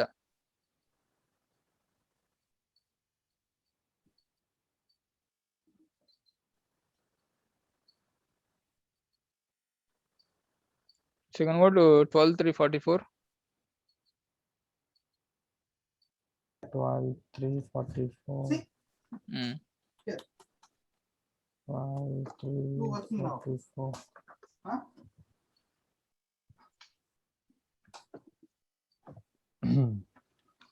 Srimad Bhagavatam 12:3:44. Translation. Terrified, about to die, a man collapsed on his bed, although his voice is fluttering and he is hardly consciousness of what he is saying. If he utters the holy name of the Supreme Lord, he can be freed from the reaction of his fruitive work and achieve the supreme destination. But still, people in the age of Kali will not worship the Supreme Lord. So ಇಲ್ಲಿ ಬಂದ್ಬಿಟ್ಟು ಶ್ರೀಮದ್ ಭಾಗವತಂ ಅಲ್ಲಿ ಹೇಳ್ತಾರೆ terrified about to dye. So ಸಾವು ಬರ್ಬೇಕಾದ್ರೆ ಒಂದು ಸುಖವಾದ ನಿದ್ರೆಯಲ್ಲಿ ಹೋದ್ರು ಅಂತ ಹೇಳ್ತಾರೆ ಅವರು. ಅದು ಕರೆಕ್ಟ್ ಅಲ್ಲ. ಇಲ್ಲಿ ನೋಡಿ, terrify about to die, a man collapses on his bed and although his voice is fluttering and is hardly conscious of what is saying. ಅವರು ಏನ್ ಮಾತಾಡ್ತಿದ್ದಾರೆ ಎಲ್ಲ ನಾವು ಒಂದು ಪ್ರಾಕ್ಟಿಕಲ್ ಒಂದು ಸನ್ನಿವೇಶದಲ್ಲಿ ನೋಡಿರ್ಬೋದು. ಯಾರು ನಮ್ಮ ಕಣ್ಮುಂದೆ ತೀರೋದ್ ಬೇಕಾದ್ರೆ ಬಟ್ ಇಲ್ಲಿ ಅಷ್ಟು ಈಸಿ ಅಲ್ಲ ಸಾವು ಅಂದ್ರೆ. So but if you utters the holy name, ನಾವ್ ಹೇಳಿದ್ವಿ ಇವಾಗ. ಸೊ ಭಗವದ್ಗೀತೆಯಲ್ಲಿ 8 ಅಂದ್ರೆ 8ನೇ ಅಧ್ಯಾಯ 5ನೇ ಒಂದು ಶ್ಲೋಕದಲ್ಲಿ ನೋಡ್ತೀವಿ. ಒಂದು ಕೃಷ್ಣರ ನಾಮಸ್ಮರಣೆ ಮಾಡಿದಾಗ, ಸೊ ಯಾರಾದ್ರೂ ಅವರ ನಾಮ ಒಂದು ಅವರ ನಾಮವನ್ನು ತಗೊಂಡ್ರೆ, so they will go back, ಅಂದ್ರೆ ಅವರು ಕೃಷ್ಣ ಲೋಕ ಹೋಗ್ತಾರೆ ಅಂತ ಹೇಳಿದ್ವಿ. ಬಟ್ ಇಲ್ಲಿ ಆದ್ರೆ ಅಲ್ಲಿ ಇದು ಭಾಗವತಮ್ ಹೇಳ್ತಾರೆ, ಈ will completely free from all reactions, ಅಂದ್ರೆ ಅವರೊಂದು ಎಲ್ಲಾ ಒಂದು ಕರ್ಮಗಳನ್ನ ತ್ಯಜಿಸಿ ಹೋಗ್ಬಿಡ್ತಾರೆ, ಅಂದ್ರೆ ದೇವರ ನಾಮಸ್ಮರಣೆ ಮಾಡೋದ್ರಿಂದ. But still the people the age of Kali will not worship the supreme lord. ಅಂದ್ರೆ ಅವರು ಈ ಕಲಿಯುಗದಲ್ಲಿ ಅಷ್ಟು ಈಸಿ ಅಲ್ಲ, ಅಷ್ಟು ಈಸಿ ನಾವು ಹೇಳಿದ್ವಿ ಅಲ್ಲಿ ಹರೇ ನಾಮ ಹರೇ ನಾಮ ಹರೇ ನಾಮ ಕೇವಲ ಅಂತ. But unless we don't practice from the tender age, ಅಂದ್ರೆ ನಾವೊಂದು ಅಭ್ಯಾಸ ಒಂದು ಬಾಲ್ಯದಿಂದ ಈ ಒಂದು ಅಭ್ಯಾಸವನ್ನು ಮಾಡ್ಲಿಲ್ಲ ಅಂದ್ರೆ ನಾವು ಇದೊಂದು ದೇವರ ನಾಮಸ್ಮರಣೆ, ದೇವರನ್ನು ನೆನೆಸ್ಕೊಳ್ಳೋದು ಬಹಳ ಕಷ್ಟ. So you have anybody any other question? ಬೇರೆ ಯಾರಿಗಾದ್ರು ಕ್ವಶನ್ ಇದೆನಾ? I think is covered that answer for this question.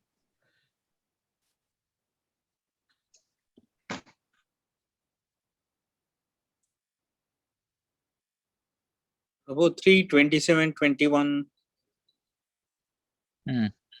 3:27:21.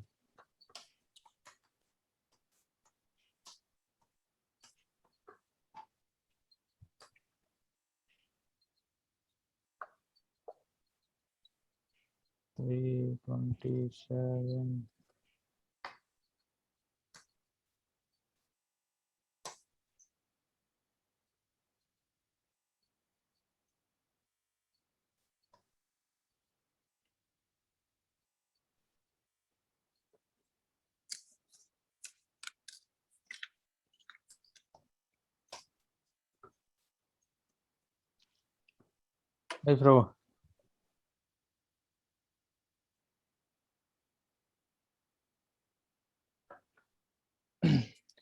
ಶ್ರೀಮದ್ ಭಾಗವತಂ 3:27:21 ಅನುವಾದ. ದೇಹೋತ್ತಮ ಪರಮಪುರುಷನು ಹೇಳಿದನು, ನನ್ನ ಭಕ್ತಿ ಸೇವೆಯನ್ನು ತೀವ್ರವಾದ ರೀತಿಯಲ್ಲಿ ಆಚರಿಸಬೇಕು, ನನ್ನ ಬಗ್ಗೆ ಕೇಳಬೇಕು ಅಥವಾ ನನ್ನಿಂದ ದೀರ್ಘಕಾಲ ಶ್ರವಣ ಮಾಡಬೇಕು. ಹೀಗೆ ಮಾಡುವ ಮೂಲಕ ಮೋಕ್ಷ ಪಡೆಯಬಹುದು. ಈ ರೀತಿಯ ಸ್ವಧರ್ಮಾಚರಣೆಗಳಿಂದ ಪ್ರತಿಕ್ರಿಯೆಗಳಿರುವುದಿಲ್ಲ ಮತ್ತು ಜಡ ಕಲ್ಮಶಗಳಿಂದ ಮುಕ್ತನಾಗಬಹುದು.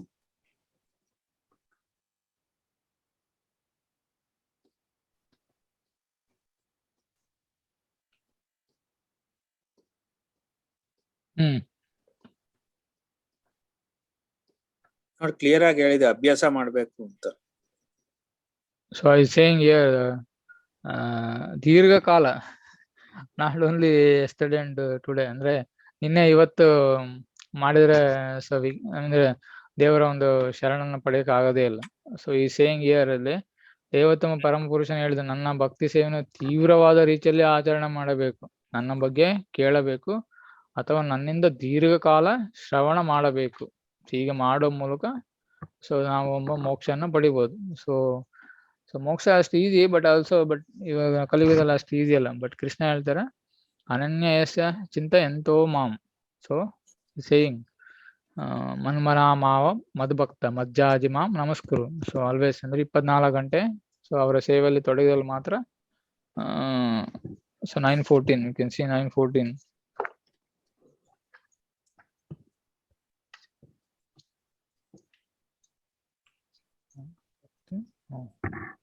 ಸತತಂ ಕೀರ್ತನ 98695.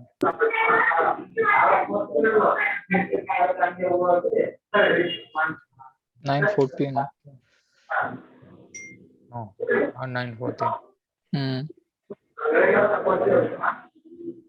14 ಸತತಂ ಕೀರ್ತನ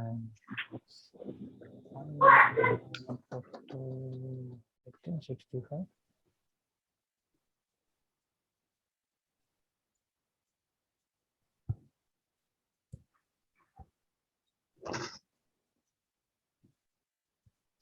Yeah, 1865.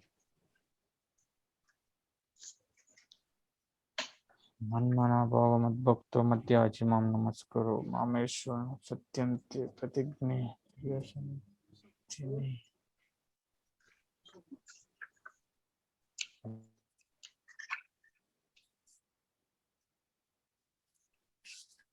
ಯಾವಾಗಲೂ ನನ್ನ ಕುರಿತು ಚಿಂತಿಸಿ ನನ್ನ ಭಕ್ತನಾಗು, ನನ್ನನ್ನು ಪೂಜಿಸು ಮತ್ತು ನನಗೆ ನಮಸ್ಕರಿಸು, ಆಗ ನೀನು ನಿಶ್ಚಯವಾಗಿ ನನ್ನ ಬಳಿಗೆ ಬರುತ್ತೀಯೆ. ನೀನು ನನ್ನ ಬಹುಪ್ರಿಯ ಸ್ನೇಹಿತನಾದುದರಿಂದ ನಿನಗೆ ಈ ಭರವಸೆಯನ್ನು ಕೊಡುತ್ತೇನೆ. ಯಾವಾಗಲೂ ಅಂದ್ರೆ ನೋಡಿ, ಸೊ ಯಾವಾಗಲೂ ಅಂದ್ರೆ 24 hours, not at the point of death. ಅಂದ್ರೆ ಯಾವಾಗ ನಾವು ಸಾವು ಮುಪ್ಪಲಿರ್ಬೇಕಾದ್ರಲ್ಲ, ಸೊ ಬಂದ್ಬಿಟ್ಟು ಯಾವಾಗ್ಲೂ ನನ್ನನ್ನು ಕುರಿತು ಚಿಂತಿಸುವವನಿಗೆ, ಸೊ ಅಷ್ಟು ಅಂದ್ರೆ ಸೊ ಎಲ್ಲರೂ so at the beginning of the life ಅಂದ್ರೆ ತಮ್ಮ ಒಂದು ಬಾಲ್ಯದಲ್ಲೇ ಸೊ ಈ ಒಂದು ಕಾರ್ಯದಲ್ಲಿ ದೇವರ ಕಾರ್ಯದಲ್ಲಿ ತೊಡಗಿಸಿಕೊಳ್ಳಬೇಕು. So have any other questions? ಯಾರಾದ್ರೂ ಬೇರೆ ಯಾವ್ದಾರ ಪ್ರಶ್ನೆ ಇದೆನಾ?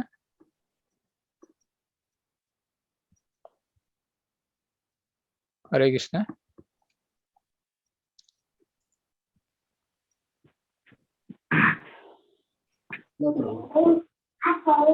ಓಕೆ, ಸೊ ಅಂದ್ರೆ ಇಲ್ಲಿ ನಮ್ಮ ಒಂದು ಸೆಷನ್ ಅನ್ನ ಮುಗಿಸ್ತಾ ಇದೀವಿ. ಅಂದ್ರೆ ಬೇರೆ ಯಾವ್ದಾದ್ರು ಪ್ರಶ್ನೆ ಇದ್ರೆ ಸೊ ವಾಟ್ಸಪ್ ಗ್ರೂಪ್ ಅಲ್ಲಿ ಹಾಕಿ. ಸೊ ಮುಂದಿನ ವಾರ ಸೊ ಪ್ರಭು ಕ್ಲಾಸ್ ಅಲ್ಲಿ ಹೇಳ್ತಾರೆ. ಸೊ ಮುಂಚೆನೆ ಹಾಕಿ. ಸೊ ಆದಷ್ಟು ನಿಮ್ಮ ಫ್ರೆಂಡ್ಸ್ಗೆ ಯಾರಾದ್ರೂ ಫಾರ್ವರ್ಡ್ ಮಾಡಿದ್ರೆ ಎಲ್ಲರಿಗೂ ಒಂದು ಹೆಲ್ಪ್ ಆಗುತ್ತೆ. ಓಕೆ ಪ್ರಭು. ಸುಂದರ್ ಗೋಪಾಲ್ ಪ್ರಭು ಎವ್ರಿ ಆಲ್ಟರ್ನೇಟ್ ವೀಕ್ ಜಾಯ್ನ್ ಆಗ್ತಾರೆ ಕ್ಲಾಸಿಗೆ. 1 week ಇಲ್ಲ ನೆಕ್ಸ್ಟ್ ವೀಕ್ ಅಲ್ಲಿ ಸುಂದರ್ ಗೋಪಾಲ್ ಪ್ರಭು ತಗೊಳ್ತಾರೆ ಕ್ಲಾಸ್. ನಿಮ್ಗೆ ಕ್ವಶನ್ಸ್ ಏನಾದ್ರು ಇದ್ರೆ ಮುಂಚೆನೆ ಪೋಸ್ಟ್ ಮಾಡಿ. Okay, Hare Krishna. So we end this session. Hare Krishna. Hare Krishna. Hare Krishna.